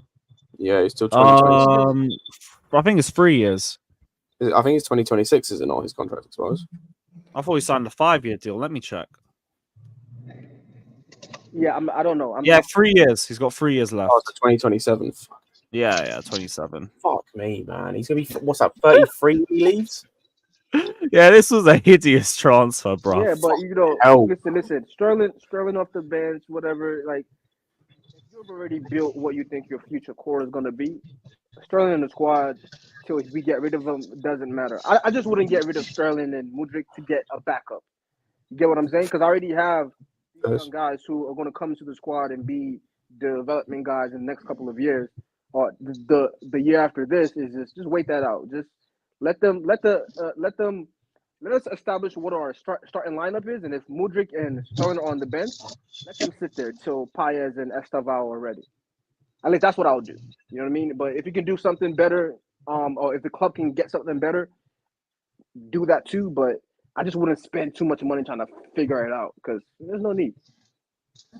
Yeah, I agree with Daniel though. We need to figure out what our starting 11 is going to be because like, and it comes from the manager as well in terms of like because in my mind it's quite simple, but this manager Yeah, seems to I'm want to gonna overcomplicate ask. Do you guys everything. think we're that far away from our starting 11? Like, how many No, players do you really? with everyone fit, I think we're like legit 3 pieces away from having a starting 11 that challenges for top 4. The squad is a different matter, but we're like 3 pieces We're away. far away from with the defense. We're far away with the I don't defense. think we are. I'll be so honest. Nothing showed me past 2 years that we can defend. No, I'll be real. I don't think when it comes to talent, I'll be real. When it comes to talent, I don't think we're that far away. I think the difference is, Yeah. like what Daniel was going to say, is Based on the talent, we should have finished way higher than what we is, and it's not only manager. That's not only talent. That's the talent does not help you have a good partnership with your center back. Yeah, and that's literally what I was about Alex, to I'll say. tell you this, That's right? what If I there's was a about to say. consistency, if there's a consistency in the back line, like Exactly. for me, with somebody, I'll die on this hill with somebody like Chalobah next to either Colwell or Badiashile the whole season. Hey, you read my mind. I'm not saying they're going to concede less than 30 goals, but 40 at least get there. You know what I mean? Less than 40 goals, and that's like a big jump up from these guys. 60, 65 goals is crazy. You know, And the at thing least is, get it Daniel, to regular levels, and then we can build from that and say, you know what, let's go out and sign this guy to be the top of guy. Exactly. And Chalobah Daniel, can be on the bench, but for now, just have some consistency there. Daniel, the thing I'll say as well is, unless we get battered in a game like 5 and concede like 5 or something, say we lose a game 2-1, keep the same fucking defense for the next game. Don't change it. Even if we lose and concede like 2, don't change it. Unless someone has like a howler and they score 5 own goals, don't change that back line if you don't need to. Get that consistency with the guys. Keep all of them together. Chalobah The and back line and Colwell, the 2 in front of them. Yeah, or it's Chalobah and Badiashile or whatever, and whoever the left back is, whether it's Kukurea, whether it's the new guy we get, whoever the right back is, same with the goalkeeper. Keep the shape or the spine the same. Don't be changing it for no reason. I don't want to see fucking Disasi one game, and then the next game I'm seeing Chalobah for like no reason, and then I'm seeing Badiashile and Colwell play in 2 separate games or together at one point. That's fucking stupid because no one's going to get consistency and no one's going to gain a partnership and chemistry. Here's Pochettino. Exactly. No, even with Poch, like remember with Lampard, right? He's switching center backs every other game. It's either Rudiger and Christensen, or Rudiger and Zuma, and Zuma and Christensen, and Zuma and this guy. It's like it's bullshit. It's not working, right? What happens after that is there's a level of consistency when Thiago Silva comes in. Now we don't jump to being the best defense in the fucking league, but we were not the worst again. Like we had some level of consistency when Silva and Mendy got into that fucking team, right? And then it went to a really good level when Tuchel came in and brought some good structure to it. But half the season, we already still only conceded like 18 goals by that point. And then Tuchel closed it out and it was a good season. But so just even getting a top keeper in there, somebody who commands the fucking box, who, you know what I mean? Who Daniel. We don't concede crazy shots, but it's like, bro, some of these shots that we concede, and people will say, well, I mean, he couldn't have saved that. Brother, a top keeper saves some of these shit, bro. Like, Daniel, even the goal this guy conceded last game, a world-class keeper saves that. I'm sorry. Daniel, I'll be At real. at the end of the sorry, Scott, at the end of this campaign, Petrovic conceded in goals and 3 or 4 consecutive games was directly involved in his mistake. 3 or 4 games, his mistakes cost us the goals. Like literally cost us the goals. The near post stuff. Yep. That's what I was gonna say. He gets done at the near post too easily. Yeah, these are the margins that elevate us, right? Good keeper saves you 10 points or 10 goals or something like that. Consistent back line is going to save you about 15 goals. That's not going to take you to Daniel, under 30 goals. You have to have consistency. You have to have Caicedo having another year, having a dominant year next year. It'll be better next year, but you have to fix that though. Keeper, you have to get a keeper. That's like Daniel, to me, that's number one priority. I don't even think we can save more goals just from what we mentioned with the shape. Because forget Tuchel, under Sarri, we had the 3rd best defense statistically in the league, and we had Kepa in goal, and we had Alonso at left back and Aspi at right back. But because we had you could name the back line we were going to play and the goalkeeper every game without fail in the league. And we had the third best defense in the league with those guys at the back, with the worst goalkeeper we've ever seen play for this football club, arguably, with Alonso, who's a dreadful left back, great going forward, dreadful defender, with a starting to decline Aspi. Like, you can cover those mistakes by structure, like individual mistakes in defense by structure. But for some reason, we didn't address it until the end of the season with somebody shifting into the middle. So to help this transition, but who knows? Who knows? Maybe at the end of the beginning of the next season, we will actually have a defensive coach. If we link with defensive and set up coach, I don't know if he will agree, or is he come or he's not coming. So I don't know. But tell you what, based on how we play, we shit. And people saying if only we finished the dinner, that's not true. That's so not true. That dinner is halfway cooked because we conceded a goal right after we scored. Facts. That or we just become passive after taking the lead, or we just make the wrong decisions in terms of subs, or we're late with subs, or just a bunch of different variations. Shout out AK as well, saying on the road to 50k subs. Proud of you, bro. You're the legit Chelsea content creator that I like chatting with. Appreciate you, my guy. And yeah, we will come back stronger next season. We should have come back stronger this season, but it took us how long to finally start figuring ourselves out. You also said I wore my KDB shirt today on a sunny Saturday today, and the reactions from rival fans were absolutely gold. Let me know if you're around London or if you're around Manchester, because I feel like the reaction would be different. And Kofi says, what do you all think about Victor Boniface as Chelsea's number 9? I think he's only had like one good season from what I remember.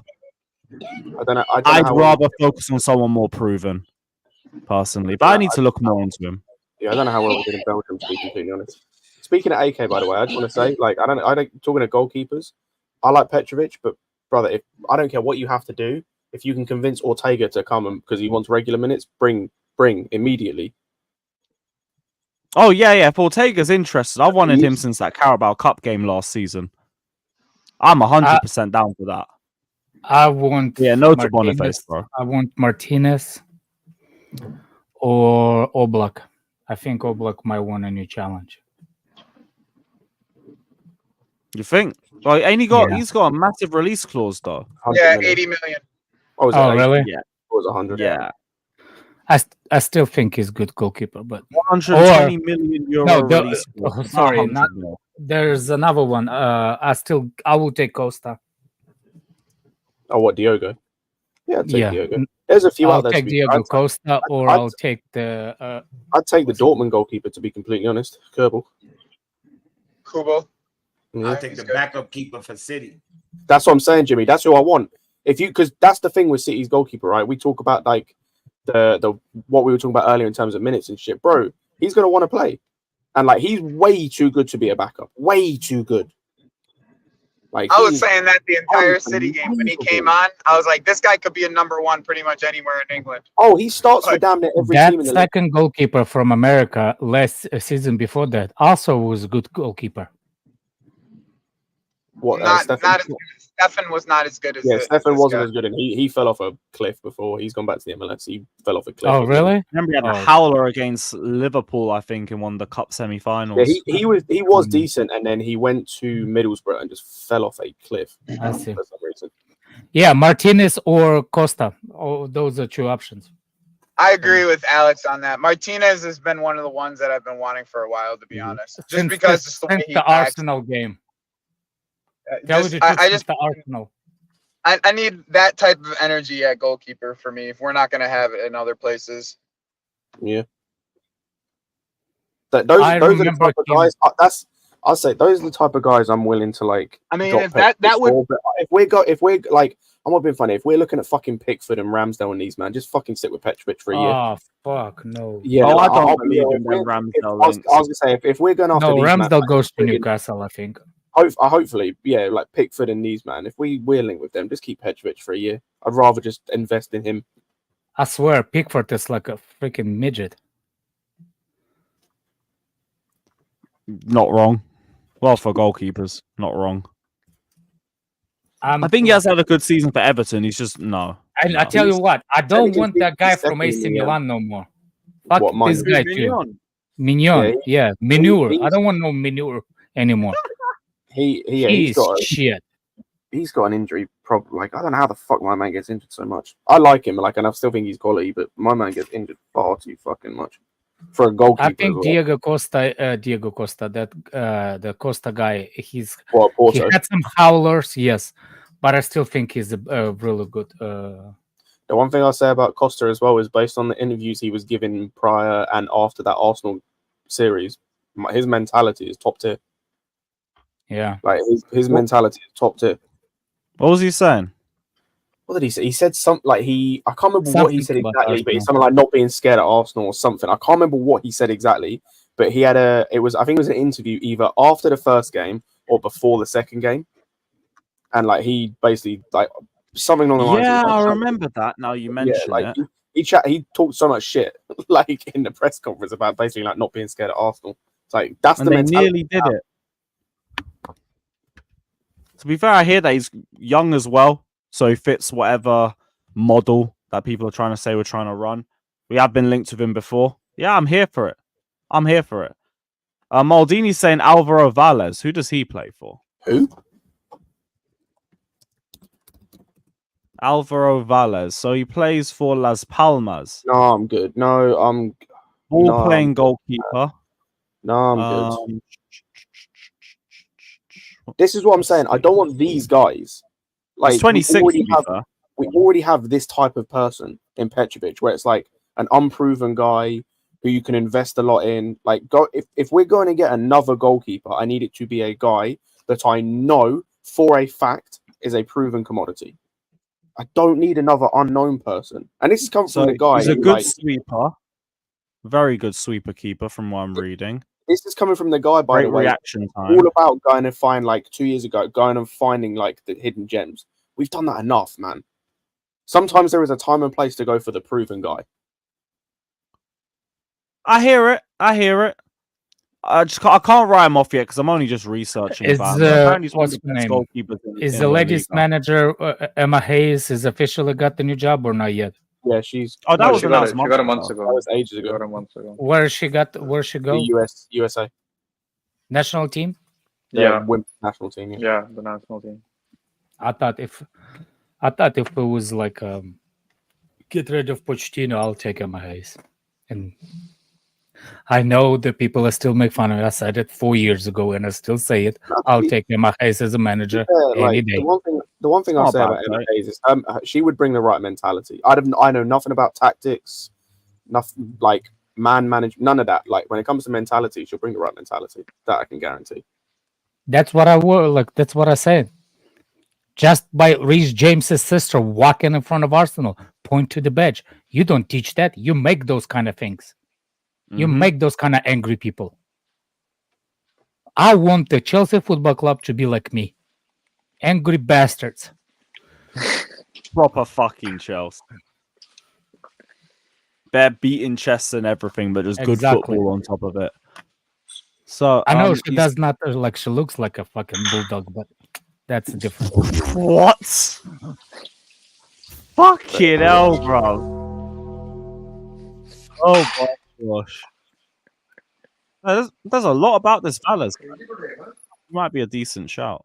But again, like, I just need to do a bit more research into him. But this article I'm reading about him is really impressive. And it's a recent one as well. So he might be onto something, Maldini.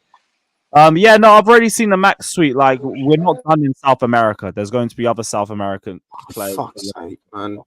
No attackers. I swear to fucking Christ, no goddamn attackers. So yeah, I'll just bring that up for you because you probably didn't see it. So his mission in South America is not over. Club scouts will be watching Argentine players during the Copa America, and add-ons include Ballon d'Or and team achievements. What's your name, Lewis?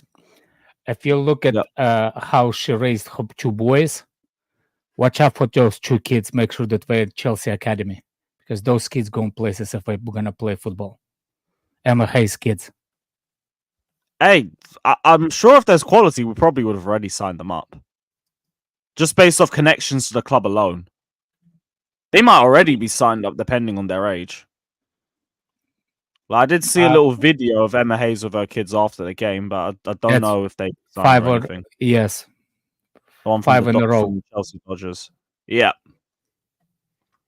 So I don't know. Again, Yeah, very Thiago speculative. Silva I'd kid assume if just there's won a quality, trophy we'd be for getting them. Chelsea. Thiago Silva's kid just won a trophy for Chelsea. Damn. Oh, already? Yeah. I know Yeah, he's been playing for them. but Yeah, hey, he's in mad. there under. Yeah. Do I think the Zerbi's coming to the bridge? Well, we need to see if Poch stays first before we even get to No, that. But we he's know not. the Zerbi's Keep the looking fuck for a away job. from my club. I actually Yeah, don't I know. agree with Alex. I don't want a Zerbi. I'd I love don't to want a see, Zerbi. but I actually don't know where he goes next. I'll be so honest. I, have I no think idea he's where- going to Bayern. No, Bayern. Nah, Yeah. Bayern said they're not interested. Both parties apparently have said they're not. Well, Bayern is smart. They ain't getting him. Like, this guy is no They ain't good. getting anyone. I think it's either Well- United or maybe us. I was gonna say Bayern. The Napoli job is still open though. That's a good point. Napoli's open. There's Milan's open. Yeah, Milan might be open. I think I think Milan Motta's job is There's a lot of jobs open. Motta's Like, yeah. I think Motta's Barcelona's going- looking for manager. They're not. Well, they might be. I don't know. Oh, what are you guys' opinion? Because I've been just seeing on chat because Sesko scored again. So people are like, No. yo guys, Sesko or Osimhen. I still want Osimhen. I still want Osimhen, but Absolutely not. I don't Yeah, know. now but scored- He is only he's person now I know scored in is eight Osimhen. games in a row. So That's cool and all. He spent the first half of the season being third choice striker. No, thank you. Yeah, no. That would just be but the since- cheaper option because he's got a better release clause. yeah, but then since then he's been literally banging in goals. That's the only argument I can see from people. I know, but I think Okay. he'd need another year. Oh, we got another Max tweet. Literally just now. Chelsea owners will decide Pochettino's future soon after the Bournemouth match. There is some frustration from both parties, including the sporting directors who are disappointed to see tactical inclusion so late into the season. No indication on what is more likely. I swear down, like the mood around this end of season meeting changes by the day. One day it sounds like he's about to stay. The next day it sounds like Pochettino might leave. The next it sounds like he's going to say. The next it sounds like the directors are annoyed. Now the sporting directors are annoyed. I don't fucking understand. I think I'll be real. I think the way this plays out now is he'll probably stay, but it's like a you're on thin ice situation where the first proper fuck up he makes, he's gone next season. I don't know. I think the way it's going to be a mutual consent thing. Because I think if he leaves, they'll make it as peaceful as possible. The only way I see him leaving at this point, unless they are going to get De Zerbi, which, as I said, I'm not against, but like, if that's the only option, that's the only option. But like, I can't see who else they're going to go and get personally. And I just don't. The only way I see him leaving at this point is if he leaves. But yeah, I do think it's a case of like. There's sources saying that he wants more control over transfers, which I think will be another stumbling block too. Cool, if that's what he wants, then walk. I ain't fuck him. I'm with you as well, but I think that's going to be the big stumbling block. As much as I wanted one of these players, I'm holding my hands up and saying I was wrong because the other options turned out better. He wanted Ugarte over Caicedo and Vega over Palmer. Fuck him and his idea. You wanted to keep Mount and Havertz. Exactly. And don't forget, Gallagher will be a part of this discussion too. So he is not staying. He is not staying. Fuck he is not staying, bro. You will get what you get and you'll be happy with it. He can't even complain now. Like the team that he said was inexperienced and wasn't good enough could have got fourth. He said we were mid-table at best, and we're challenging for fifth. That ain't mid-table, brother. Whichever way you want to stir that up. He said this is a different Chelsea. So yeah, I think he's gone. I think he's gone personally, but they'll paint it out as something nice, like mutual consent. Both parties choose to leave. He leaves with his reputation intact. Clear Lake don't look as bad for sacking another manager because it's mutual consent and they both decided to end things. But I think that's the way it's going to go. Just hopefully we hear the announcement soon. This end of season meeting needs to be that night or the day after. When did he say what?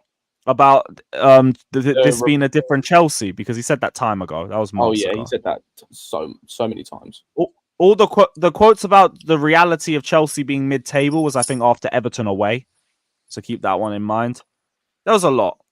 There's a lot of shit he said. That's why when he says stuff like I'm not happy with 6th place. We need more. We should be getting more. I don't believe you. No, his captain's happy with I 6th. don't believe you. His captain's happy with 6th place. Yep. And that comes from the manager. And I also, don't this is the think- same guy who said finals are there to win, and then immediately after losing said getting to Wembley was a massive achievement. I don't think. I don't believe you. I don't think he's going anywhere. I think this whole rumors and meetings usually have meetings after every season. Every manager does with the club because it's end of the season. We're gonna look at the project before, project after. I don't think it's any that big of a deal, but as much as people making it, but Yeah, like I said, I think he'll be here next season, but it's like you're on thin ice. If you fuck up, then you're gone.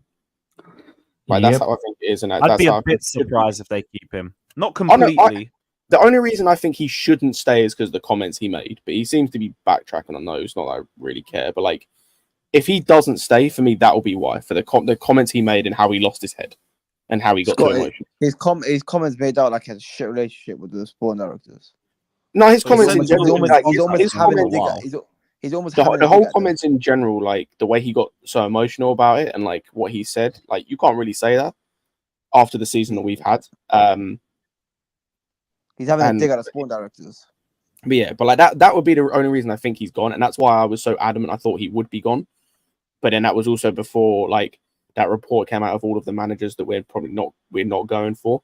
And also after having a think, it's like I understand why they'd keep him from an optics point of view, because like if you are after your 3rd manager in 3 years, that's not a good look. That's And the really players- But if it bad. has to be done, it has to be done.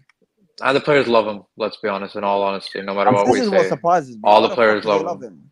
Yeah, but I'm gonna be real. Like, we'll get another manager. They can love them because too. Like, it's a personality that we don't know. Like you spend Yeah. a lot of time with the kids. Pause. and I can Spends a lot of I time in assume the- Poch is a great man manager. Like, I won't take that away from him. I think he's someone you could easily get along with. But Yeah, Exactly. Yeah, I- especially Yeah, for along with especially someone for else. Palmer, I and don't give a especially damn. for Palmer and a Jackson who've had their breakout season because That's not from it. this guy in a sense That's, too. that's not it. It's all depends how he reacts. It's like we react differently than what the players react and managers react after the game. You see, that's why I cannot be manager. Fuck, I'll break everybody's fucking face if I was me manager. I will get in the fights with those players. But that's why I can't be.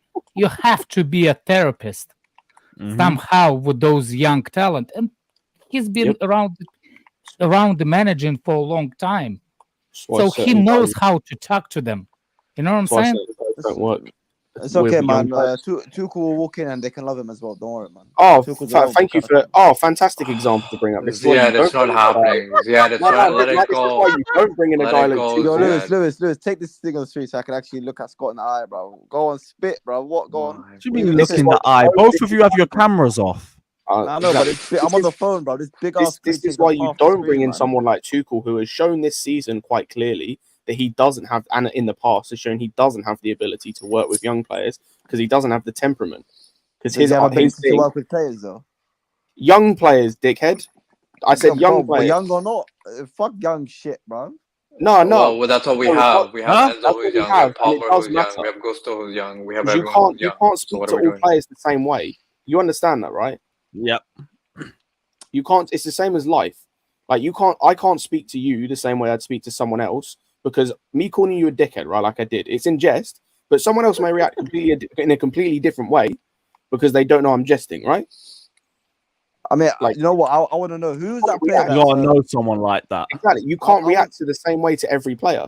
So Tuchel reacts the same way to every player. That's not going to work because certain players, like for example, a Madueke, he'll fall out instantly. I can already tell we'll fall out of Madueke instantly. Yeah, Because Madueke it's kind of funny. emotional. Madueke kind of emotional. What? Oh, Man, yeah. man, He's not man, part come of on, the man, team. man. Going off Alex, the You know fan. what I'm saying? You got to It's not the discipline them, emotional Alex. thing. It's not the emotional thing. It's the like. It's the kind It of is joking the way around he kind of no, the way he acts like when he gets subbed. That's emotions take over Yeah, him. he's always, That could you be can tell, youth. You can tell. Oh no, Also- I wasn't even Alex. I wasn't even talking about that though. I was talking about like the. You can tell with the way he is. He isn't always Well, taking I don't himself know him serious. personally. I don't. No, it's in like you see from like the videos and stuff that online. Like he he comes across like he doesn't take himself that seriously. He likes to joke around.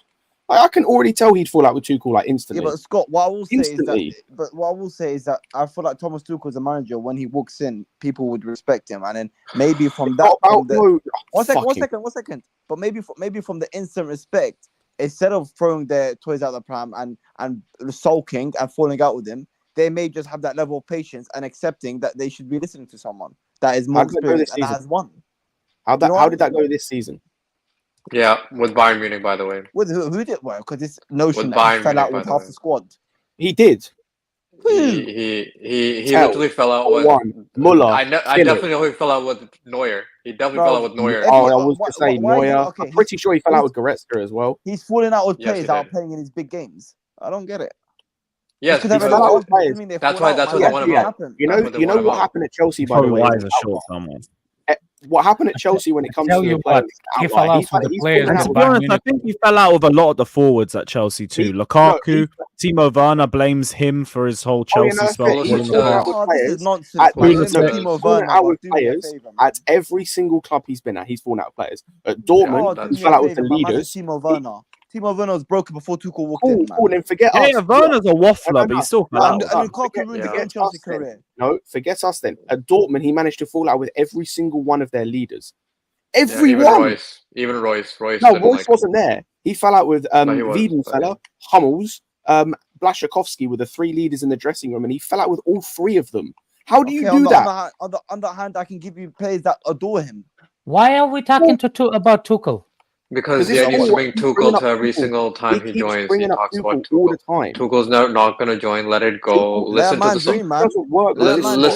Listen to the song. Let it go by Frozen. Just listen to that all day. Is Tuchel what you dream? Damn. Yes. Yeah. As a manager, man, shut up, Alex, bro.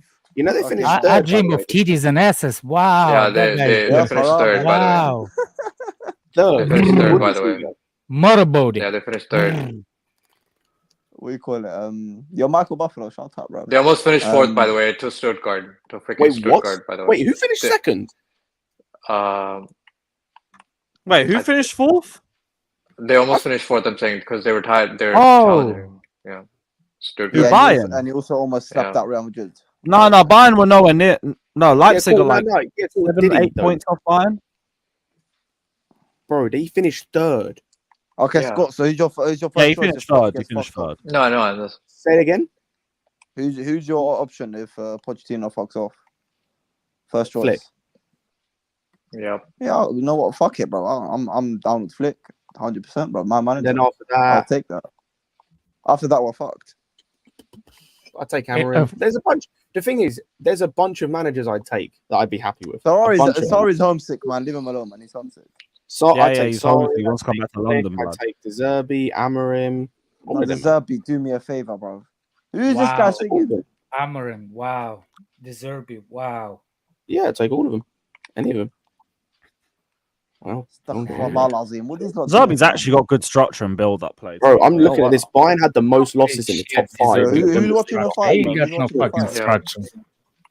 Who's watching the It's fight? just that brother's not as proven, which I understand. No. The way Brighton played the way before De Zerbi came, same structure forward. That's why. No, they didn't. Our other guy was played there. Potter, you mean? Yeah. It's not the same, but okay. Turn the music off, man. We're here to fight. But like attacking, I guess that's what I'll. Who are you fighting? Your shadows? There's some rapper singing right now. Bro. Oh. Yeah, turn them off, man. We're here for the boxing. Turn them off, bro. Joe, did anybody told you look like one of those comedians from New Jersey? What's his name? Italian ones. I forgot his name. The only one I know is the Sinistalco guy, but he's super Italian. Like ridiculously Italian. Yeah. That's the guy. Bush, yes, I would take Amorim. I'm not taking Allegri. Allegri can fuck off. Yes, thank you. We're I've taking heard a coach stuff about Allegri. We're not Allegri. Oh my God. No, Joe. He Oh asked my me God. he's like, oh, you would take Amorim over Allegri. I'm like, oh yes, right now, yes. This is not 2014. It's not 2015 Allegri. This is. Do you know what Allegri?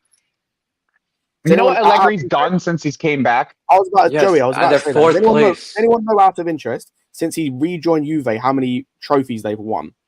None. No, they won one Coppa Italia. They just won it which last was like a weekend. few That's days it. ago. Yes, And that's he, it. and, That's he, all they've won. and then proceeding, or after that, after they won, he proceeded to nearly get in a fight with their sporting director and get sacked. Yep. Well, he did get He's sacked. shit. No, we're no. Tell you the truth that Juventus,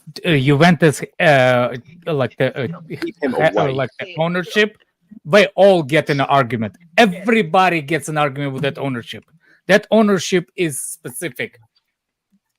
That's not only this. Conte fell off with it. A lot of managers fell off with that ownership. So I don't want to hear from Allegri. Oh, because he fell off. Tell you the truth, a lot of managers. It's not necessarily. It's not necessarily that he fell out is the reason why I don't want him. It's because his attacking structure over the last like 3 to 4 years, even his defensive structure is ass. Like when Italians are telling you that they don't like his defense, you should be very worried. You should be very scared when the Italians are telling you his defensive structure is shit. And that's Juventus, not Bologna. Oh, old people nowadays just want to get mad for no reason. Well, let me tell you something, Savić. It's because dumb people like fucking you is going to rule the world. And I don't want it. I don't want it. You see, your picture says exactly who you are. You fucking mug.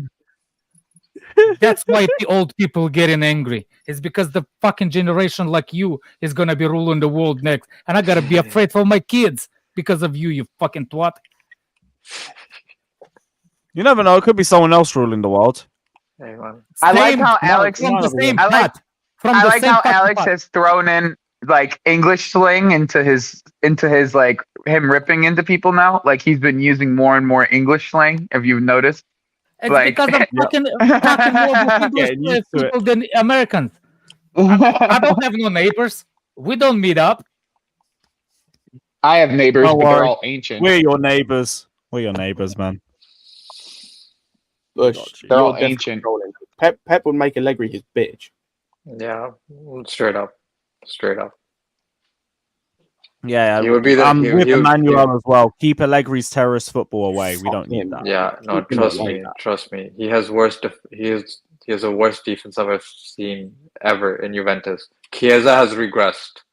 Every player has basically regressed except for every player has regressed. Vlahovic is the only one who stayed about the same. You're talking No, about not even. defense. No, you see, this guy's criticizing the defense and keeps mentioning 2 forward players. No, I'm just saying. I'm mentioning the only good defensive player that's been there is Bremer, and everyone else's defense has been shit for them. Did you consider maybe those defensive players have been shit, like just players? He doesn't have a good defenders. Well, he's the one who's choosing them, no? And his structure in general I is all know, over the but place. hold on a second. Did he buy them? He used to have the other guys like Basically, Chiellini. Chiellini and yeah. Barzagli Like, as the big three. what are you talking about? Why you not bringing up? He signed the other guys too. He didn't This sign the other whole- guys. No, he didn't. He didn't Allegri sign was the other after guys. Conte. No, Conte I'm was the saying one who made the no. three. He didn't sign. any of them. He made those guys who they are. No, they're at not. that It was time. Conte. No, it wasn't. Conte had the three-peat. Conte was the one who brought in Chiellini. Okay. Allegri was in Milan with AC in 2011 when Thiago Silva was there. Okay.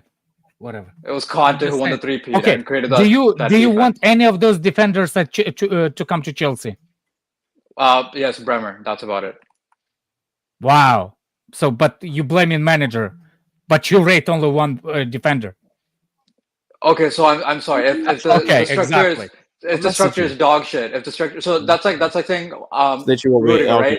Rudiger Literally was what we had earlier. Rudiger, yeah, like excuse me, Rudiger was then I guess You're gonna not good. see. You're gonna And then see. the manager, You're gonna see manager Matt was tomorrow, Lewis. So Yeah, manager's not Matt's the one at who the made him game better, tomorrow. right? Oh, The grab manager his doesn't nose for make him me. better. Can you grab his nose and pull on it? So.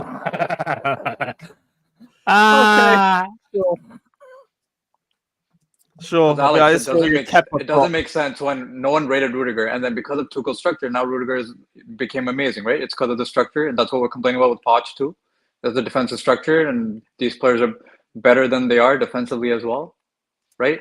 So why can't I say that? Why can't say the best one I would take I from the didn't team? listen That's to you, man. That's perform. When you said we have only one good defender, and you tell, oh, his defense is Yes, so bad, one defender I stopped listening rate that to I you, would man. take at Chelsea. I Yeah, literally, I okay. stopped listening to you.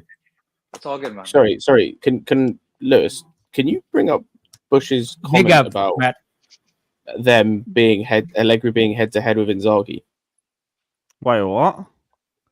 Just Just before I do that as well, shout out to Total Eclipse for the super chat. Big up, my guy, saying big up, Lewis, my brother. Shout out, man. Always good to see you on A-listers. Would you take De Zerbi now that he's available? By the way, hit the lights, people, and free Palestine. Big up, my brother. Shout out, man. And yes, I did say De Zerbi would be on my list, even if people are doubting him. I still think he'd offer us better football than Pochettino.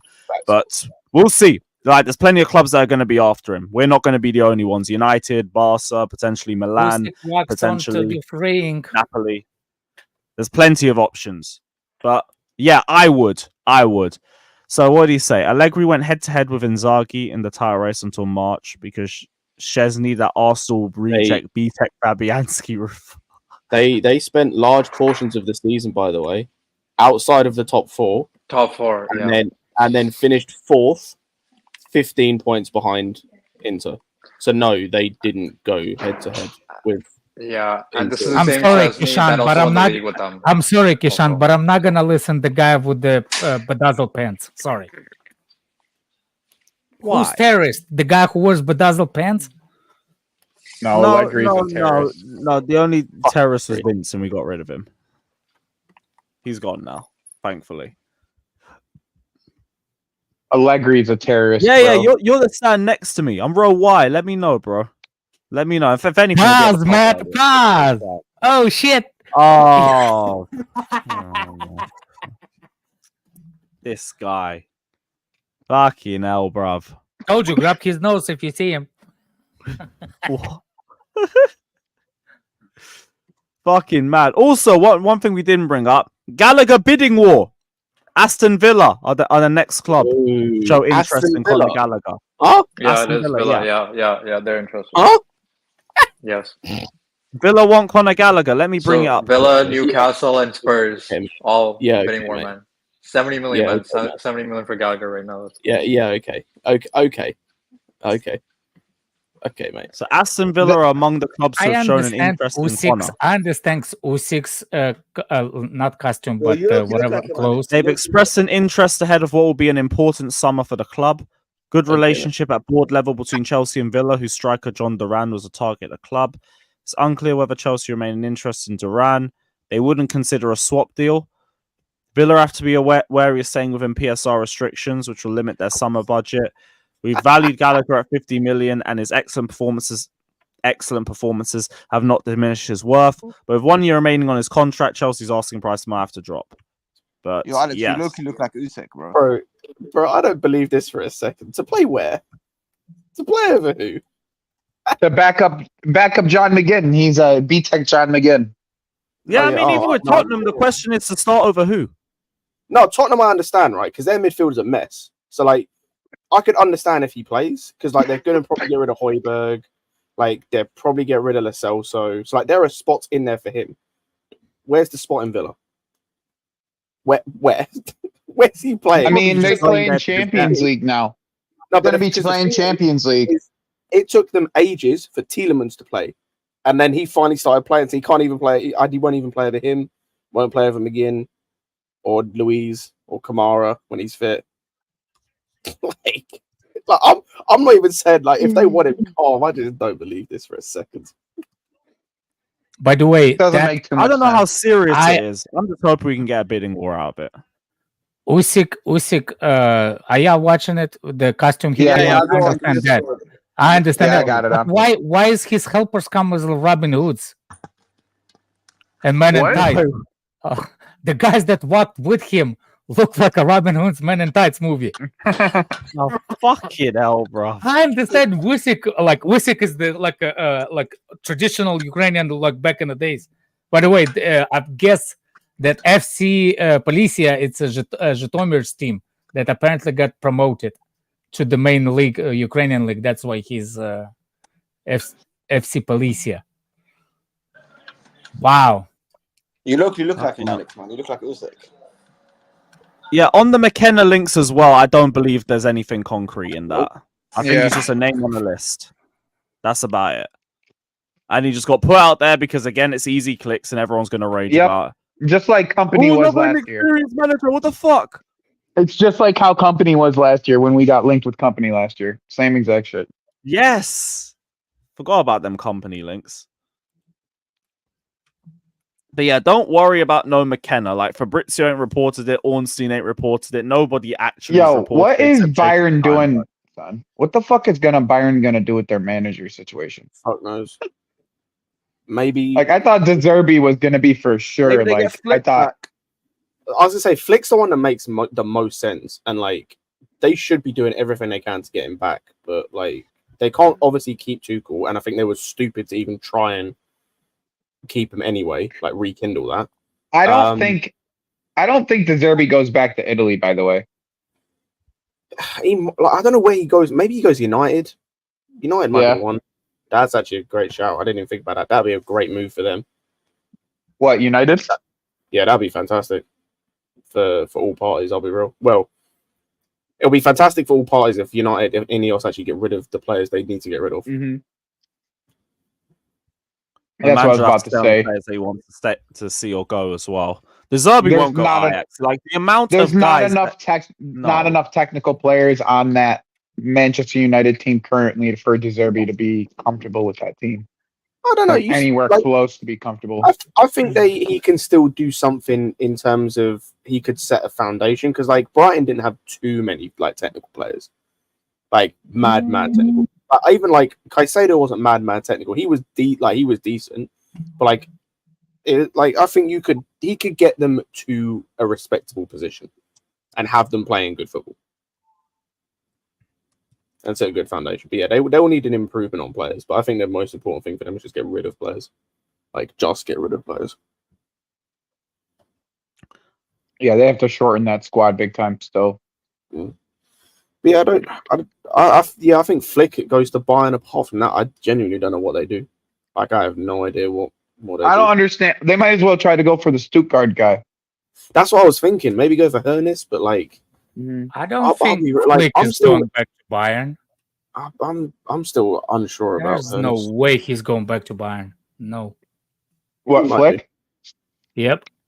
I don't believe Flick's gonna. I've been saying this for a while. Like, I don't believe Flick's available. Period. I've been saying it for a while. I think Flick knows the board now, and he knows how much that board is with all the players. I don't think he wants that. Yo, Alex, this is your anthem, man. Pull up, Alex. This is your anthem. Sing, Ukrainian is not my anthem, you dumb fuck. Has this turned into a Tyson Fury watch along? Basically, yeah. Why is this haram talking to me? Like he knows me. Why is this haram talking to me? Haram talking I was like, this is your accent. It's close enough. Not accent, anthem. Anthem. Do you know? Oh my god, you dumb! You I said hope your you mom's graduate Ukrainian, school, bro. So what? What do you mean? So what? That got ask me for something. You don't want Usyk to win? They got Usyk, man. Yeah, I'm indifferent. I just want to see someone get smacked up. Yeah, the Fury is definitely getting knocked down at least once. It's a different level when you fight the heavier fighter than you. It's a step up. It's a step up. I want Usyk. I mean, it's such a real close fight. I don't know how. I don't know. But this I is really for don't everything, know. though. This is for the whole everything, all the belts. I thank you. Exactly. Shut up. I know how the boxing world works. I'm just saying, like those two guys, I don't know which one is better. Usyk is really good technically, which is Fury never faced. Same thing with the Usyk. He never faced somebody as technical as he is and can punch heavier. He's just so big, bro. That's the thing, right? Exactly. He's just so big. It's like I've never seen. And he's like with the technical ability that he has, and he's so big. I just like. It boggles my mind that he got up after the Wilder fight. Like, it boggles my mind like that Like when he went, the way he looked against Klitschko, like the way that he looked against Klitschko was like, I've never seen a big man move that like that before. So like, what Tyson Fury are you going to see today? Are we going to see Tyson Fury that's out of shape, not in shape? Name me, you know what I'm saying? Name me that boxing that Tyson Fury faced, the technical ability and head movement and punch ratio as Usyk. Nobody.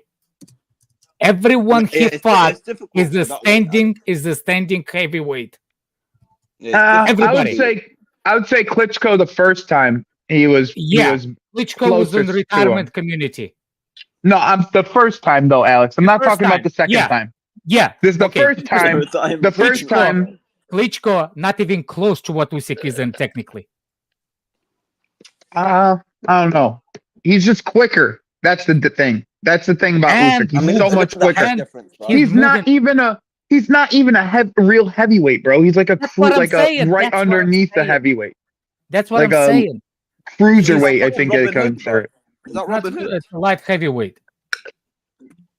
Yo, I think there's cruiserweight in between like heavyweights, cruiser heavyweight or something like that.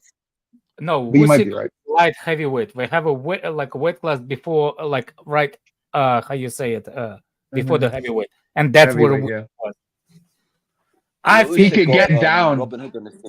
He could probably still get down to light heavyweight.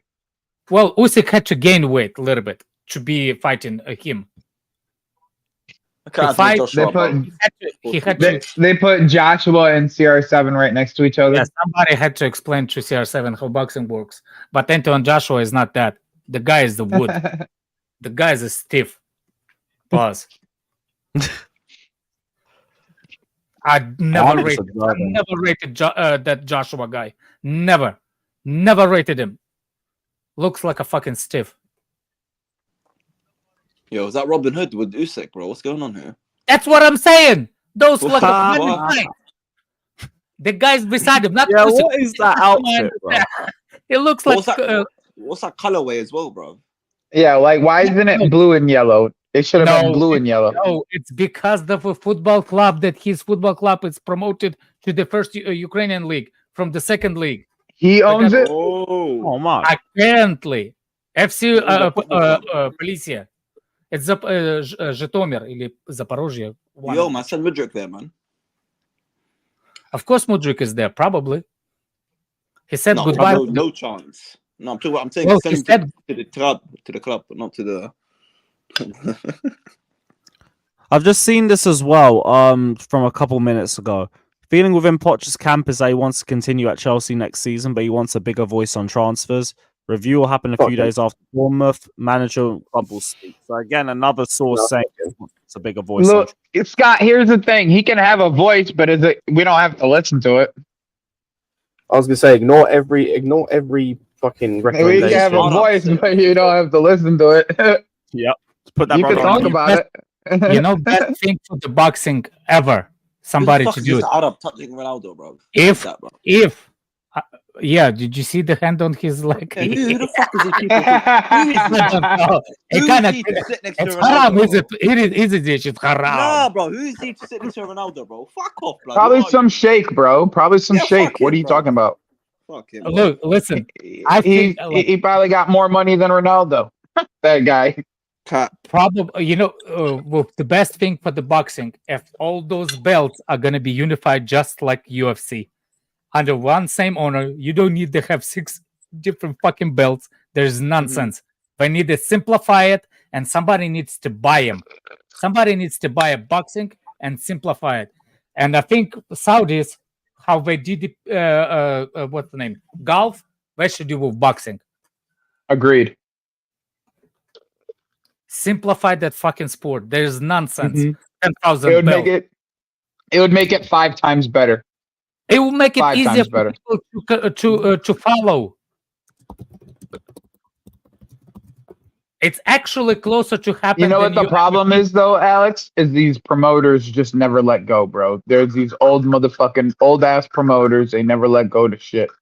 And then now we got the new promoters with Eddie Hearn, and then that's probably what Jake Paul's going to do after he gets his ass knocked out, is end up just being a promoter.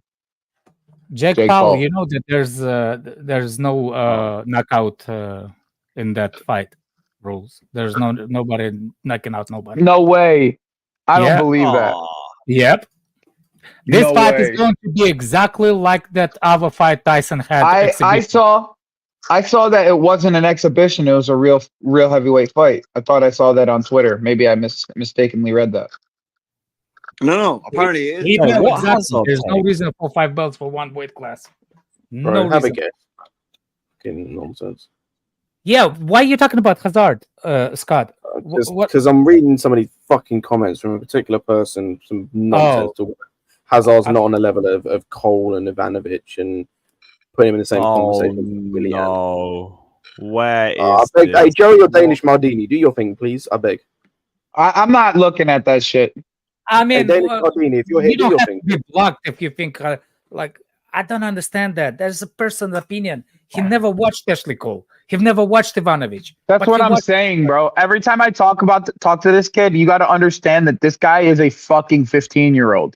Like, he's a 15-year-old. So if you do the math, he actually didn't even get to see the first Champions League. Like, he was 5 years old when that shit happened. His dad told him about it. Like, that's what happened. Like, he didn't actually see our first Champions League final. That's why he acts the way he acts, because he's only been told about these things. He's never actually seen them. Broke my heart shaking his batty for Madrid just to flop and have his entire legacy. Brother, he chose to stay an extra year for us when he could have forced his way out like Corfa. If you Bush, he always thought about the Madrid move, but he never pushed for it until like 2018. So we asked for one more year, and he said, "Okay." Let me tell you, Scott. Let me tell this Ray Charles wannabe. Listen to me, you Bush in the bush. Look, Eden Hazard said he wants to go to Real Madrid from the day one. Mm-hmm. Everybody knew it. If you were shocked, that's why you wear glasses. That's you. Because you're afraid to. That's on you. That's on you. If you were shocked, if it's Hazard on you. wanted to, he could have forced the move time ago. He could have left not in only 2013, that, 14. He spent almost a decade here. He almost spent a decade here. I say, when you said 1 year, I swear he wanted to leave that season that Jose was here, where we finished 10th. Yes. No. There was big rumors about it, but yeah, there might have been. Also, it might have been. But he never tried to force. Yeah, cool. So he stayed. He could have gone then, especially after that season under Mourinho. He could have easily gone, and he decided to stay into 2020. Plus, like he stayed with Conte, who he was beefing with for 2 seasons, and he didn't like working under him. He said he played his best football under Conte, but he said he didn't like working under him. Like I said, Usyk is going to be aggressive in that fight all the time. It's just such a huge size difference, bro. It's such a huge size difference. He would never have joined PSG.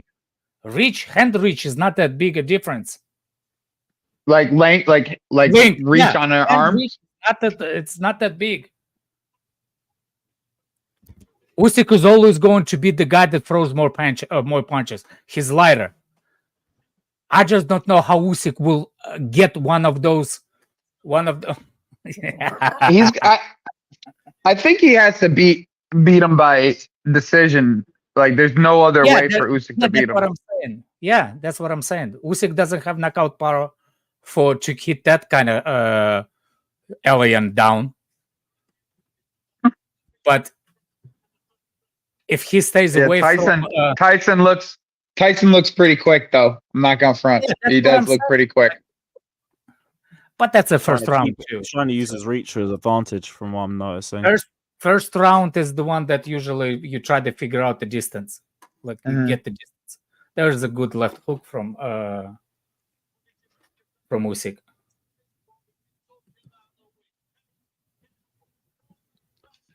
Smash the lights, my guys. Big up everybody. Yeah, Dundee, the PSG rumors though were BS. Like, Hazard would never have joined because of his Lille links. It was only going to be Madrid. It was only ever going to be Madrid. And he said that from early on, too. He said that in an interview with Obi Mikel. too. And the way that you saw Courtois leave and decided I'm going to do the exact opposite, I'll never have a bad word to say about him. Yeah, man. We're talking about one of the top 3 best players we've ever seen play for this football club in terms of talent Easily. and everything. Easily. You see? Oh We wow! are blessed. Wow! Oh wow! Did y'all watch the replay? And in terms of talent, number 1. Oh in wow! terms of He got talent. him. He got him. Oh, he Oh, got he him. definitely caught his ass, bro. Oh, he He got definitely him. caught his ass. Yeah, oh, that's why he was making there that trolling face. Oh, he got him. That was a sneaky.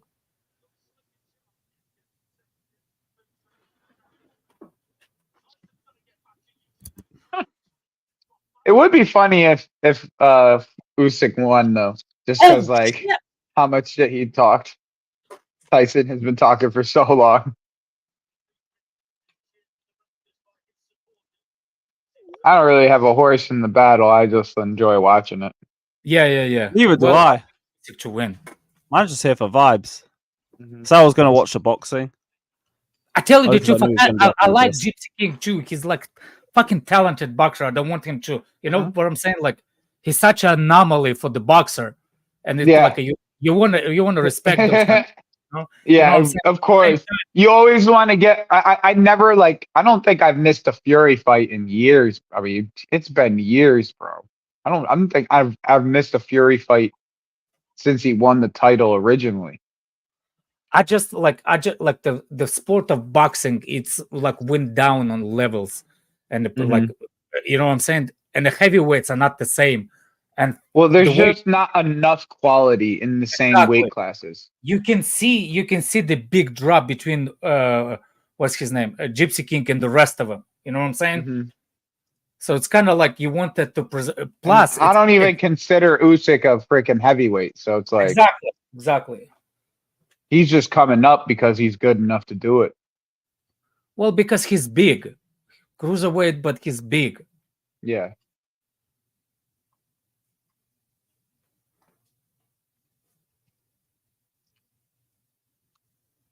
I always wondered if the way that he holds his hands is that ever gonna catch up with him. Yeah, bro. Because he always holds his hands so far down, and I thought Wilder was gonna be the one that makes that happen. You know what I'm saying? And then he just got up. I was so stunned he fucking got up. Well, you see, with the how you say it, with the arms down, the biggest problem if you get caught. The thing what nobody realized how good his movement with the shoulders are. That's what protects you. You don't need to block the shot. You just need to redirect it. So, for example, if somebody tries to punch you, you put your shoulder and you roll with it.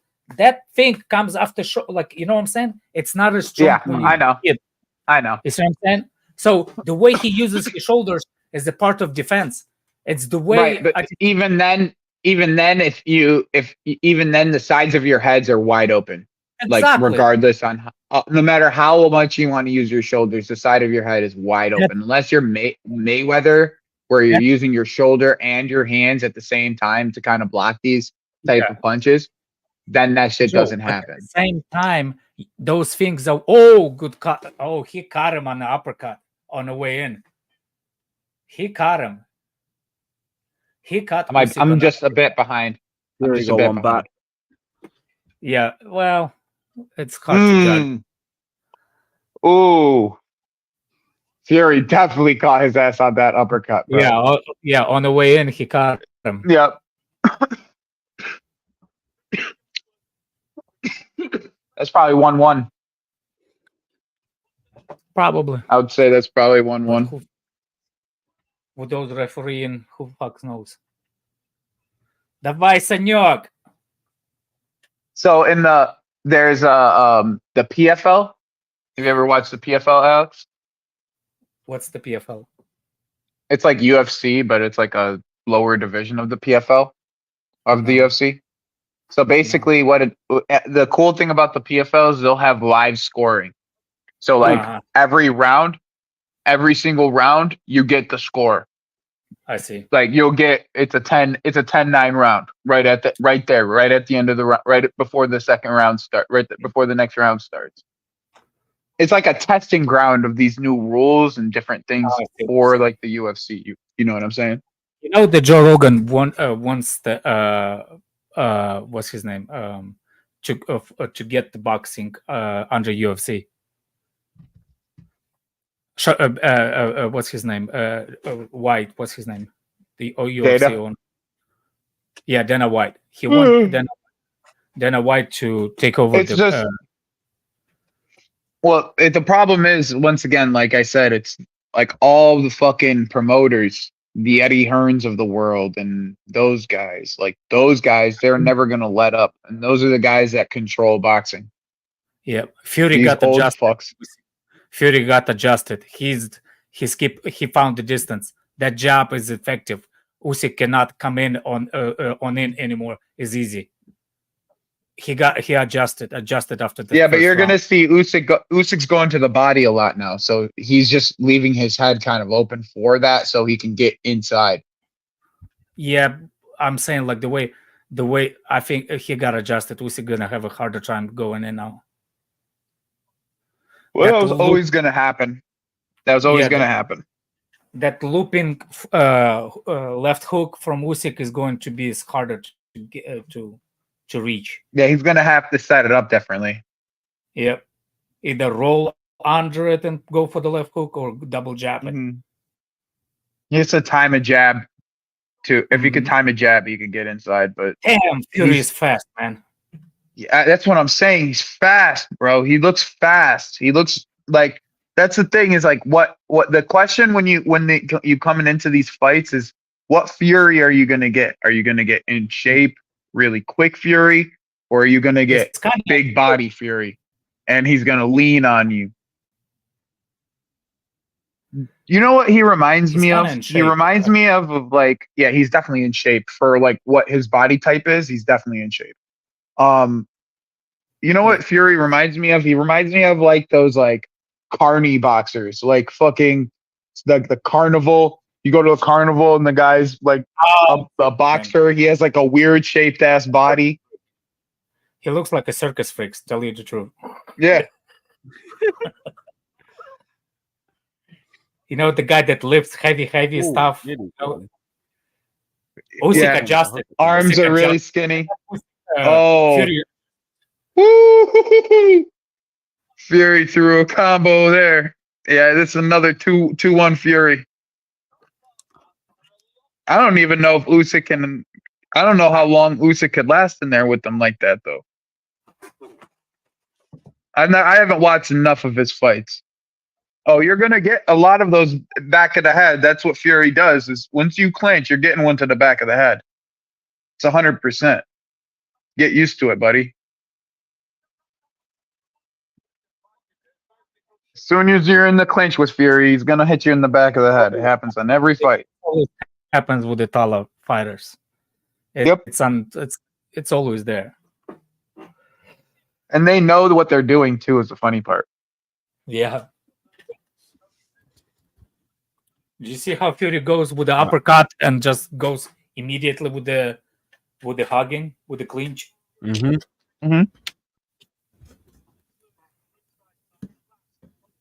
Oh, couple body shot. Because he's so much bigger, bro.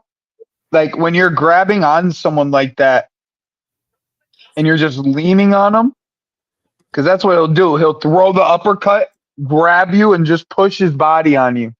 And it's just when you're leaning on him like that, bro, it's when the guy's 40 pounds, 50 pounds bigger than you, your legs start to feel that shit.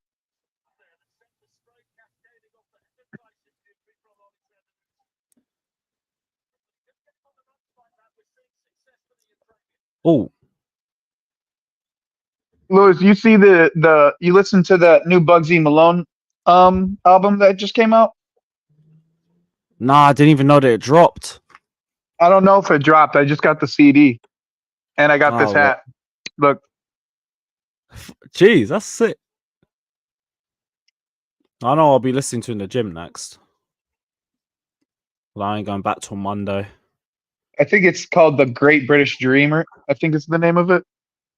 Of the title of the album. Let me check because it should be on Spotify. I haven't even checked if it was on Spotify yet. Fury's trying to taunt. I've been listening to Bugsy Malone since before he got in that accident. So probably like I used 5 to years, listen to 6 him, but years. it's been a couple years. Remember Be Inspired? That album Be Inspired? Like 5 years ago he came out with it. Vaguely. I used to there's like 2 songs on that fucking album that I absolutely used to listen to all the time. Like, all the time.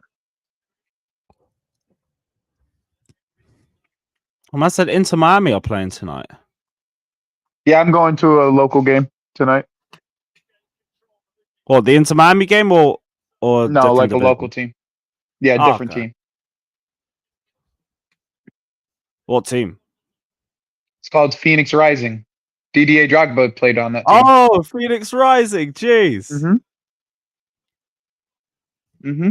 I hope they're doing all right. Yeah, they are. We won the title last year. Yeah, and right now they're 8th. 10 games played, I think. Yep. Yeah. I've gone to 2 games so far. This will be my 3rd. Let's hope it's a good game. Does Drogba I pull up to a support- couple of them? What game are you talking about? He hasn't Phoenix done in a Rising. while. What? Drogba owns that club. Yep, part owner. What game are you talking about? Sorry, I was on mute. Not wonderful. Phoenix Rising. They're playing today. Oh, yeah, Drogba and somebody else from Chelsea. It's 2 of them. I think Drogba and I think yeah, Joe I know Cole. about Drogba, but I don't know about who else does. I but think yeah, it's Joe Cole. I think the second is Joe Cole, the ones that owns with him. So Somebody else they're my local club. So it's where I live. So that's why I'm going to go see a game. Tickets are only like $10. Tickets are only $10. Fuck. Yep. That reminds me, I need to buy my Jeez. ticket.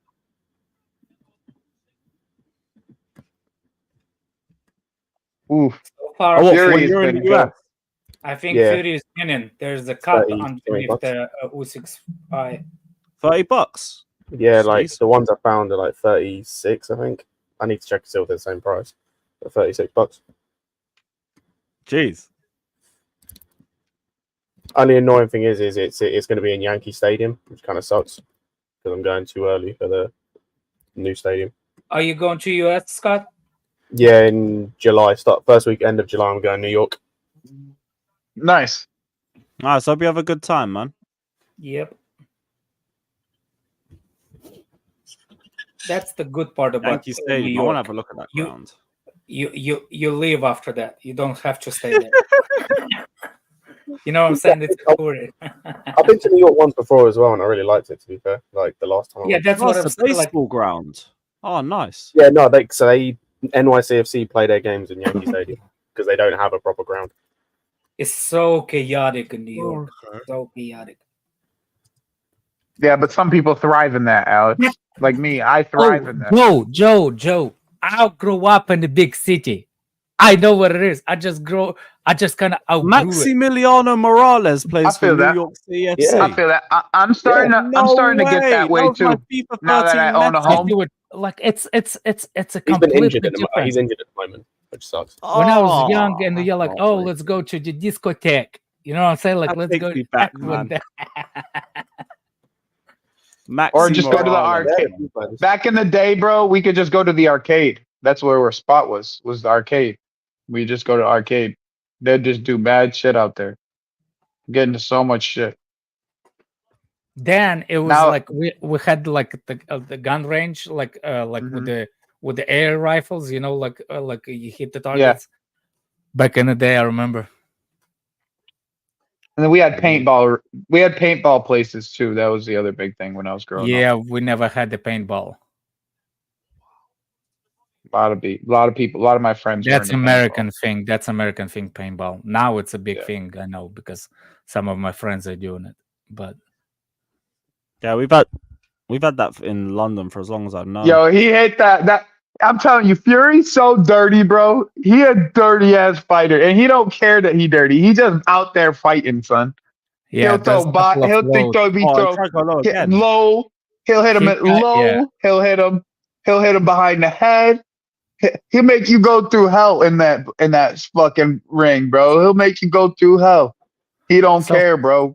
So He'll do far, it one. He'll do it as far as he can get away with it too. Is the great Yep. part. He never gets points taken off. It's always just as far enough where he can get away with it.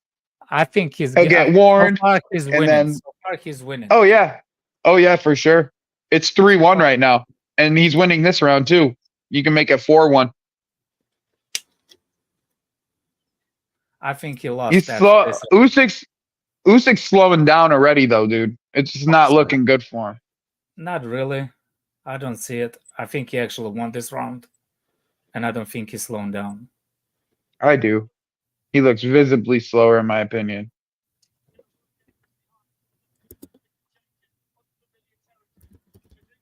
It just feels like he's chasing. That's how he looks. I don't think this is how he looks usually. He looks like he always in somebody's face.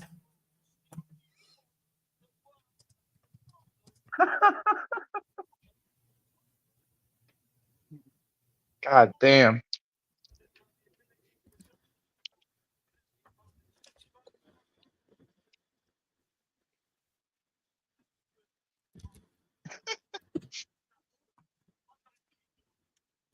Zizou. Zach, I gotta agree with you, my guy. I gotta agree with you, my guy. A little bit easier for Fury, bro. The height I gotta agree with you. I think it's 4-1 right now. Like, I gotta agree with you. The height difference is fucked. That jacket Cristiano wearing is tight. He's definitely rattling him, Zach. Yeah. He's getting it under Usyk's skin because he's not the talking person.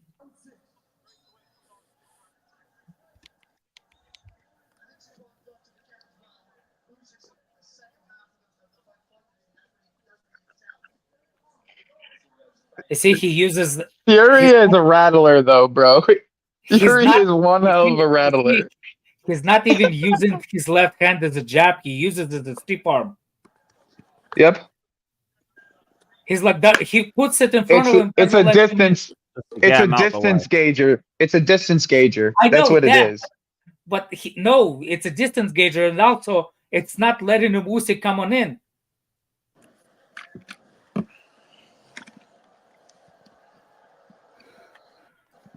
He's definitely, I think, like he's definitely get under Usyk's skin. You can see frustration. Like I said, he's chasing him. When I say he's chasing him, and not necessarily that he's pressing him, I'm saying he's chasing his head. He's not reading where he's gonna be. He's just throwing things out there and hope. It looks like. I'm biased. Okay. I know you are. No, somebody said, Alex, you are biased. It's understandable. I was like, okay. Oh! That is a good uppercut. Good uppercut. He stunned him. That's what I said. There's the only way somebody hit somebody knock. Oh, there's another. There's only one person knocks somebody out. It's Usyk gets knocked out. He just has such the weirdest uppercut again. Yeah, Usyk doesn't. He just has the weirdest angles, son. But the weirdest angles, bro. It's just the weirdest angles it's coming from. Man, Fury. Wow, Fury. Bam, buddy. Oh. Fury just be throwing from the weirdest angles. These uppercuts are not coming from like straight up or straight like from the side a little. They're just coming from the oddest angles, bro. Yeah, it's not from the hip. When you throw an uppercut, it's you use your normally hip. from the hip. Yeah, it's normally all from the hip, right? Like he's throwing it from like back It's from like a ping pong arm. Yeah, exactly. That's exactly what it is. It's like a ping pong shot. Yeah, exactly. It's coming from down here, and it's crazy.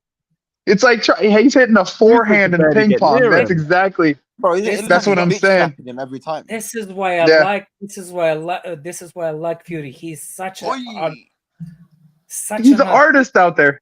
Exactly. He's an artist out there, bro. Yep. He's an artist out there. His hands behind his back. He's an artist. I'm telling you. I tell you, I haven't missed a Fury fight in a very long time. There's a reason why. I'm telling you. There hasn't been many of these that I've missed. And I'm talking even before he got his belt. I didn't miss many, but I know I missed a few during that time frame. When he got his belt. Read this, Joe. Read this. Sam Magwani's comment. Who? How did Sam Mangu, whatever fuck his name is? How did people think Usyk will win? Alex, I'm blaming you and your analysis. If this never beat Joshua, he'd just be a midi boxer. Can you imagine how two-time Olympian, the 16-0 pro boxer that went up upper level, you know that he went to his other category, midi boxer. You know he fights not in his weight category. You deserve Bazingwa Ivy. That's what we're saying, bro. You dumb fuck. You deserve Bazingwa Ivy. Wow. That's hilarious. You deserve. No, Alex, man, that shit was good, son. Wow. You deserve a Basingwa Abbey is hilarious. You know, it's like blaming Adesanya on losing to that Polish guy in the heavyweight, and say he's Elijah. It's no way you're watching the same fight as us and you think it's 3-3, bro. It's 5-1 right now. Literally, it's 5-1. Like Usyk has. All right, that's if you want to give him one of these other rounds, sure, but he hasn't won 3. I'm telling you that he hasn't won 3 rounds, bro. Like, thanks for £2. Big up to AK saying Foden won player of the season. Yeah, man, you got player of the season. We got young player of the season, and Saka got his little Nando's sauce. We all good, bro. All good. You scratch my back. Saka got his Nando's sauce. It's hilarious. We built different, bro. Let me try and find that picture again. Just because AK's brought that up. Where is it? You scratch 4-2. People got. All right, we're 7 rounds in, but guys, what are we thinking? Usyk might have won this round. He might have won this round that we're in right now. He might win. Oh, that was a good ass uppercut. That was a good ass uppercut.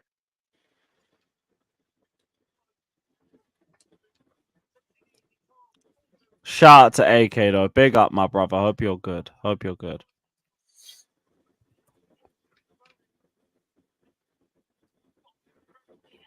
Wonder why they did 12 rounds. How many rounds did you want? I'm just curious. Usually that's how we do heavyweights champion for the belt. It's 12. Yeah.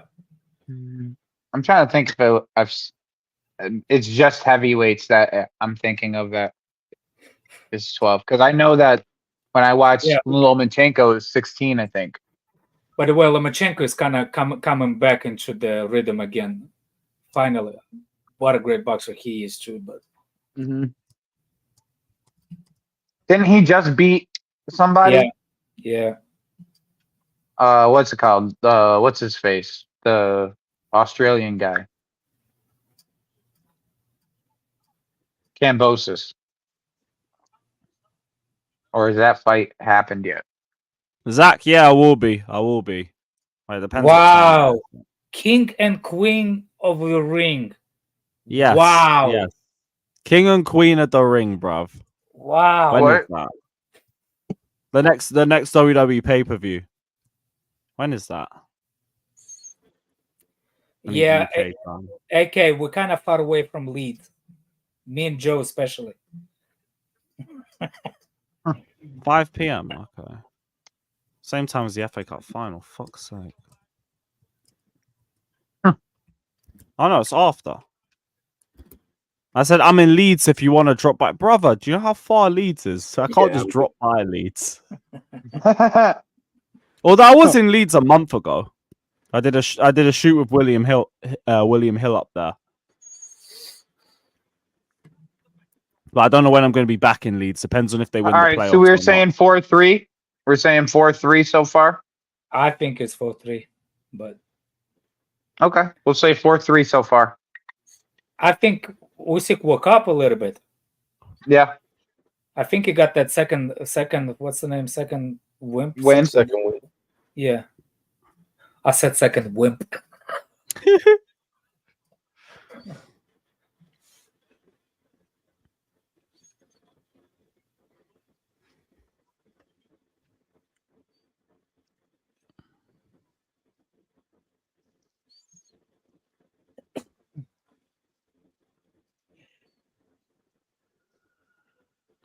Oh.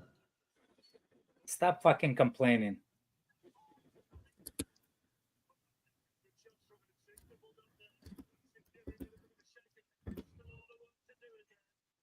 Yeah, finals at 3 p.m. Are you streaming tomorrow, Lewis? No, I'm at the game tomorrow.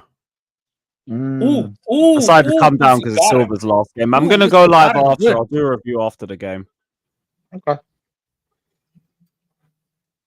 Oh, I'm watching 4 Did games. Jimmy at say once. that Did Jimmy say that he was gonna stream tomorrow? I'd assume he is. Okay.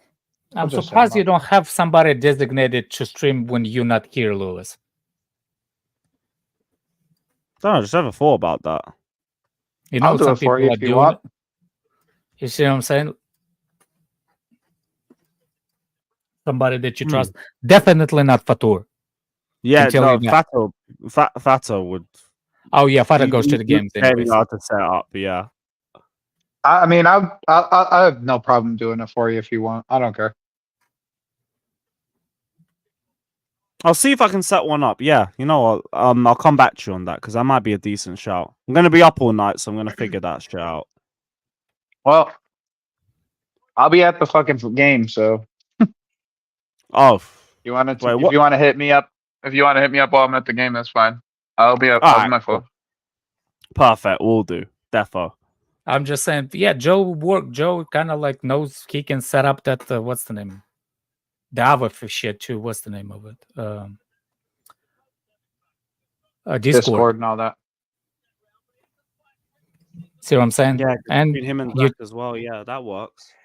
you see what I'm saying? So, Oh yeah, hey. Zach's in here, so we could get. I know Zach will be able to stream. Oh, he got caught. He got caught. Oh, he got caught. Fuck it. What are the Yeah, that games was tomorrow, bad, Lewis? but- What are the games they're tomorrow? all same time. So it's All of City, them. West Ham, Arsenal, Everton. Oh, Brighton they're all play at the same United. time? Yes. Yeah, all at same 11 time. That's o'clock. the stupidest idea ever. No, this is always happens.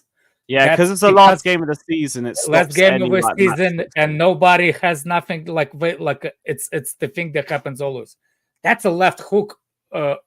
Oh, he caught him. He caught him good with the Like, let's say one relegation team plays before the Remember other he team. had the scar tissue problem. What's his name?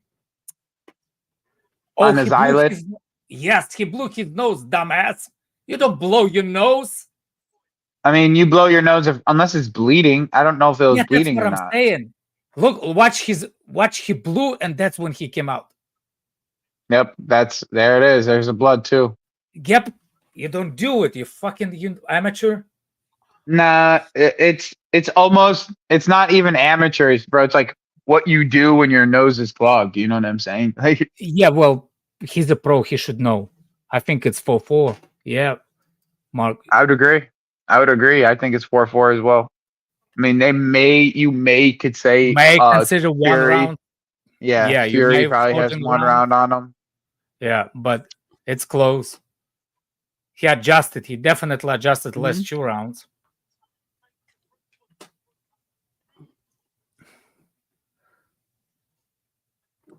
He's moving now. He's it's not just adjustment. He's actually flowing to his shots. He's not chasing the shots. He's gonna He's attack reacting. that cut. He's gonna attack that cut now. You remember Fury had that cut recent, that scar tissue that he had over there. You can't hold the fucking back of a head and keep uppercutting him. That's what he does. That's his thing. Fucking cheat.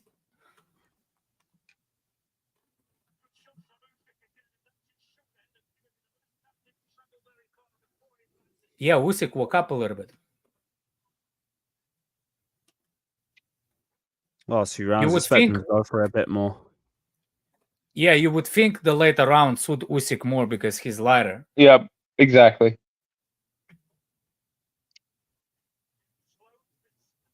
Nice dodges.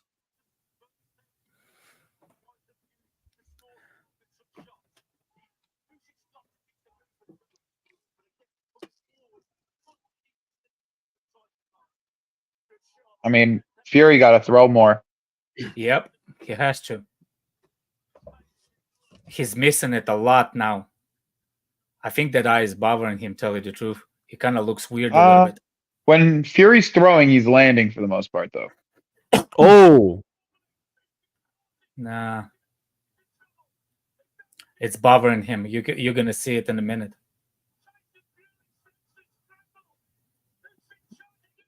Fucking hell. Ooh! Lads! Oh! Oh! Oh, fuck, no way! No fucking way! It just turned like that. No fucking way! Ooh! Oh! I thought he was in another it's continent. Oh, did he got saved by the bell? Yeah, it's saved by the no, bell. he can't. No, he can't down. That's a knockdown. What the fuck? Fucking hell, bro. No way! There's the fight right there. There's the fight. Wow. Bang. Saved by the bell. No freaking way. Yeah, you could see his balance just evaporate. Mm-hmm. That pressure finally got to him. Like I said, like how long can you have your hands down? How long? For how long can you have your hands down and not get caught, That's bro? a big body. That's a big Look body. at no caught. Your hands down, caught. Now your hands are up. Too late for your hands to be up now. Mama, yeah, now he's putting his hands up. Pussy, Yep. put your hands up now, bitch. Lads. Put your hands up now, dickhead. Who do you think you are, bro? Put your hands up. Yo. It's like how long can you get away with it, right? I've been saying I said it early, right? I said it early in the fight, right? I said it early in the fight. How long can you get away with your hands being Hold on a second. Let's find that. Let's find that what Bazingua. What do you think of what's his name? What do you think of Usyk Midi now? He would have been a midi fighter. What have I missed the last couple rounds? Usyk just nearly took down Fury last round. Damn. Brother was hobbling all over the place. Yeah. Had him off balance and everything. Oh, and Fury need to wake up like now. Like Fury need to like wake up now, otherwise this fight's over. Because it's too late in the fight for him to try to come back from this now. Like he need to make himself a knockdown. He needs to probably get a little bit more aggressive and take some more chances here. within the next round and round and a half.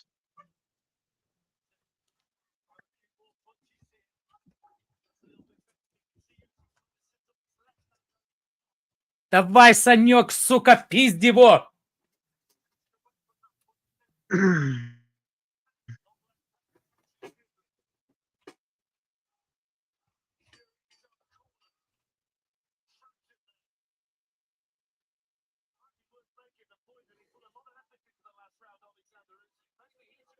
Look, his hands are up now. Mark, did you consider that the knockdown is 3 points, not it's a 2-point round, so it can't be 6-4. Can't be, because the countdown starts. So knockdown was considered. Now Usyk is trolling. Fucking fight, you piece of shit. Don't do this. Think, oh, I want to troll you like you trolled me. You're gonna get your ass knocked out. Last round. 16-10 Usyk.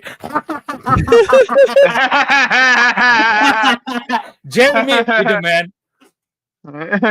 Jeremy Fairs, bruv. That should be the. Oh wow, what a wild swing and missed it. No, that's right. 6-4 is the correct score right now. On the round wise, but that round is 2-point difference round. Yeah, no, because it would have been if Usyk wins this round, then it would end up being a 7-4 considered, because I'm considering that last round 2 points because the knockdown. Okay. Because it was 4-4 before that last round. It was the 9th round. And they got 2 points in the 9th round to make it 6-4. I know next to nothing about boxing, but even I can tell that something's changed about Fury compared to the start. Yeah, like, me too. Yeah. Like when he was moving away in the first rounds, it felt like he was in control. Like he was in control. He was like just stepping away and whatnot. Now it looks like he's like not running. Well, the problem Usyk, is like he got a second wind. Like he got a second wind. Well, you can visibly see. Here's the thing, right, Scott? Here's the thing. It's always easier to fight going forward.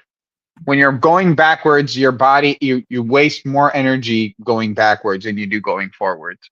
It's easier to run forwards than it is to start sprinting backwards, right? So and a big guy like that, like eventually, like his stamina is gonna like he's not gonna be the same guy, especially after 5-6 rounds of boxing, just championship boxing. So like the other side of it is he doesn't have, when he's fighting, his hands are never up. So he's like, the slower he gets, the easier it is for it to be able to catch him.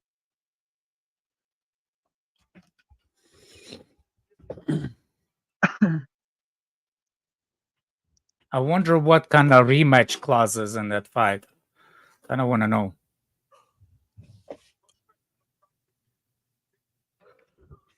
You see, people giving first 3 round to Usyk, not Fury.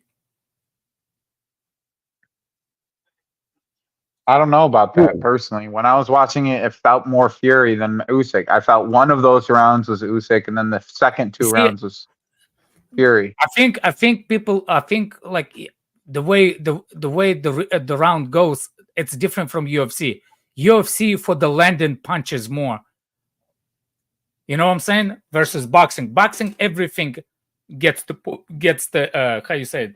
Judge. Yeah, but I mean, my card would be Usyk's up by 3 points. That card has Usyk up by 1 point. So I don't even know, bro. Exactly. You know what I'm saying? Like, who knows how they count? So for me, I'm just saying based on what I see. You know what I'm saying? Like based on the eye test. I think Fury was doing well in the first 6 rounds compared to what he does now. Now he's just a hugging person. Oh, he got him in the chin again. Those shots from Usyk, they snap. They snappy shots. You know, like they like. Mhm. He's throwing mostly power. Yeah. Because he looks like a Fury does not dodges him like he used to. His shoulders not rolling as quick as his arms are low now. Oh, he got Usyk on the uppercut. Only coming in again. That's a good uppercut.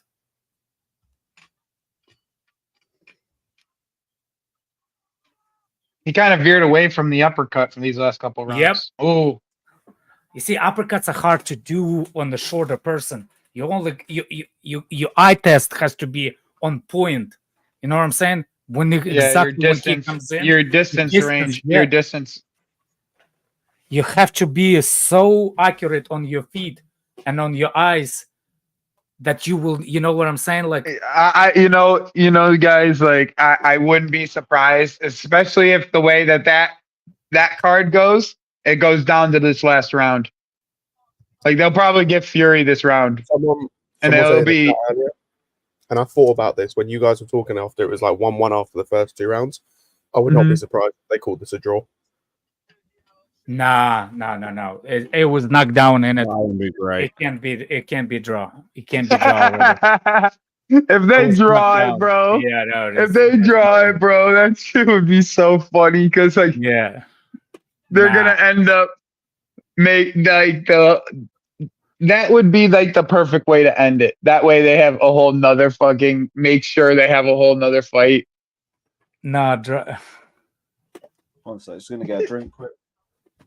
I'm not, once again, Alex, I'm not a fan of either of these fighters, like an actual fan. I just enjoy boxing. So in the way that I slightly for Usyk because I don't care about the geopolitical problems. Ukraine will always going to be part of my country. That I don't care. You know what I'm saying? So for me, of course, I'm going to be pulling for Usyk, even though I like Gypsy King. I like him.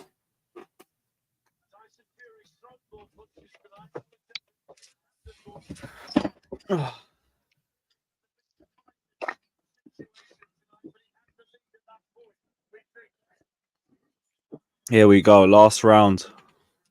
my link just died right at the last round. Oh, fuck. Hop in the Discord. Oh, you're in the Discord? Oh, yeah. Zach already patterned it. Oh, my gosh. Zach. You're the man, even though I'm never using in it. the chat.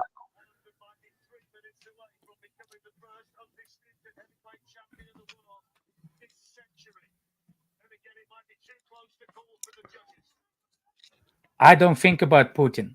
I think about how to fucking raise my kids with no problems. What the fuck would I think about those people? Like I don't have nothing else to think of. Think of that idiot. Of that or the idiot from the other side. We're all fucking idiots. Oh, bro. The problem is two idiots start something and the rest of the world suffering. That's what it is. Mm-hmm. It's always the way this world is. Yep.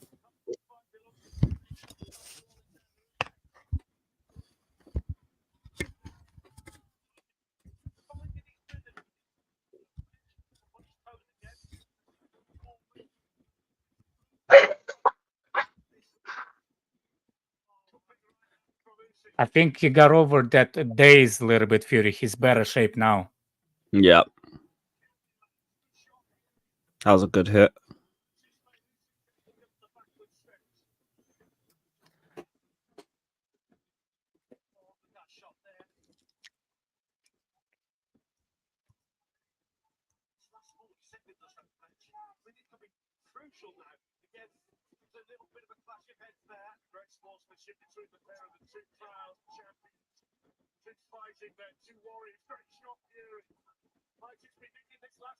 Fury gets frustrated. He's like, how the fuck did Usyk get away? Like usually the fighters that I fight, they don't usually go away that quick. You know what I'm saying? They can't dodge it. It's 12 fucking round. How the fuck I cannot hit that guy? How's he still up? Oh, he hit Usyk well.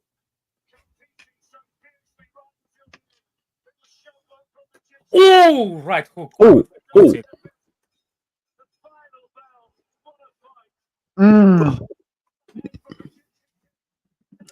Good fight. Don't go into swinging. Don't go into swinging. You don't wanna lose in a fucking 5 seconds left. Do some Max Holloway shit. I tell you what, congrats on both of them. Both of them did well. Both of them did well. They didn't disappoint like Joshua did. I hate that fucking Steve.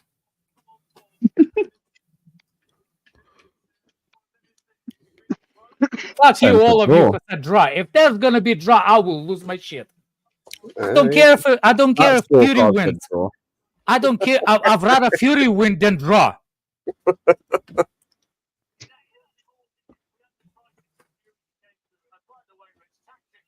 I think Usyk wins based on how I calculate.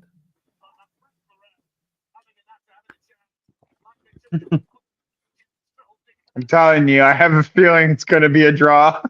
They just want to annoy me. I'm just saying.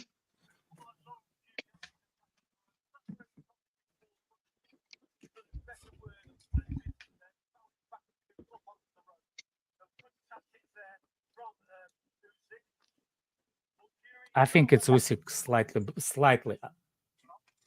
Oh, that shoulder roll, so like such a good fighter that Gypsy King is.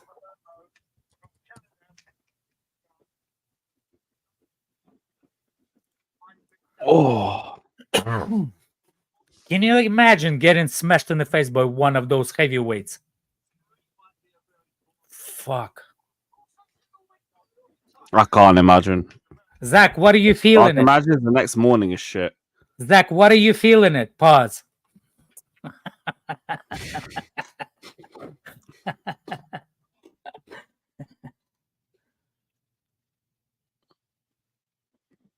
Exactly. Draw only wins for bookies. That means a rematch.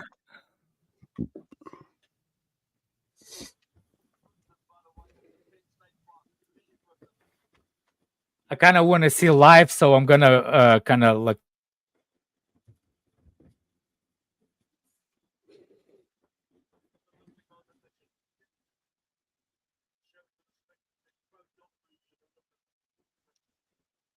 I have no clue. I feel like it's either going to be a draw or maybe Usyk. Maybe. But I can't tell for the life of me. You, man, keep hitting the like button. Keep hitting the like button, man, them. What a fight. I'm glad I stayed to do a watch along for this. Just hope it don't take fucking ages for them to come to a decision. I don't know how long it usually takes. Guys, they're saying there's a rematch clause. I feel like if one of them wins, the other one's probably going to push for one. If there's a draw, then it's a guarantee.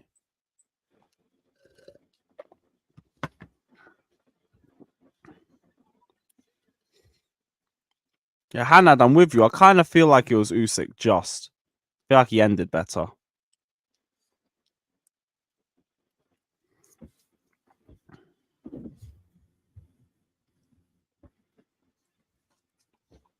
Maldini, I'm with you, bruv.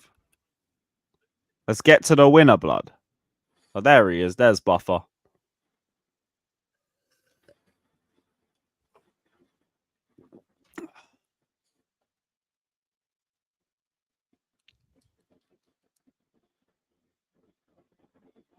Here we go.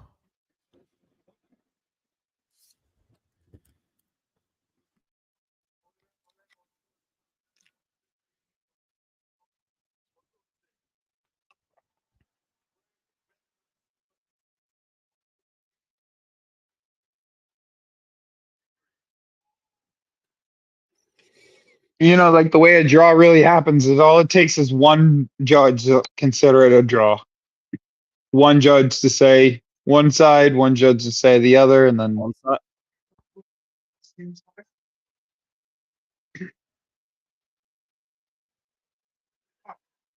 Ah, yeah, Usyk did win.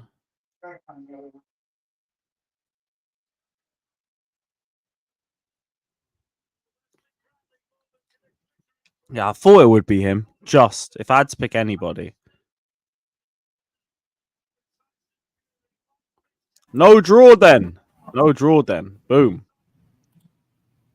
Usyk wins.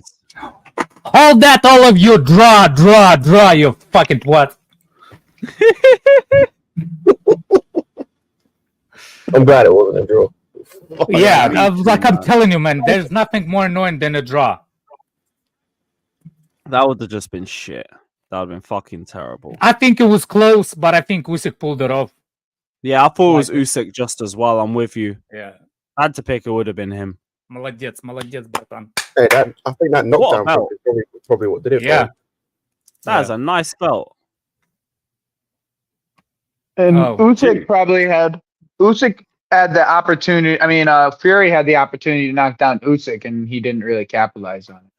I think so. There's the moment over actually a couple of times. Actually, he had the Yeah. chance. Oh wow! I see the belt. Yeah, that's a different belt. Usual. That's not the That's a regular nice belt. He unified Haven't it, all seen of that them. belt design before. Yeah, he unified all of them. He did Well, what he unified all of them and went the belt above, because Fury unified all of the heavyweights belts. Usyk unified all the other belts. There's the 5 belts that Usyk had. This is why it's so fucking annoying with this boxing. It needs to sort it out. Fury had 5 belts unified under him. He fought all of them and won. That's like a 4 or 5. Then Usyk did the same thing in his weight category. So now Usyk beat him. So he unified all of those belts under one belt, which is shy. Wow. Usyk. Wow. Yeah, and I he's thought- still no, I undefeated. I thought they were He's gonna give it undefeated. to- He I never thought they were lost. gonna- No, but I thought they were gonna give it to Fury just because of his name. If I'm being honest, I thought they were about to give it to him just because of his Or name. some naming rights. No, just because like you know when people win it, just because like you know what I'm saying. Like even like Can you in Garden imagine Fury. how undefeated fighter Midi? You Who said fucking that? Bazingua. Who said that? Bazingua. Bazingua, but Bazinga. Sam. No, this guy. The guy with the Bazingwa Avi.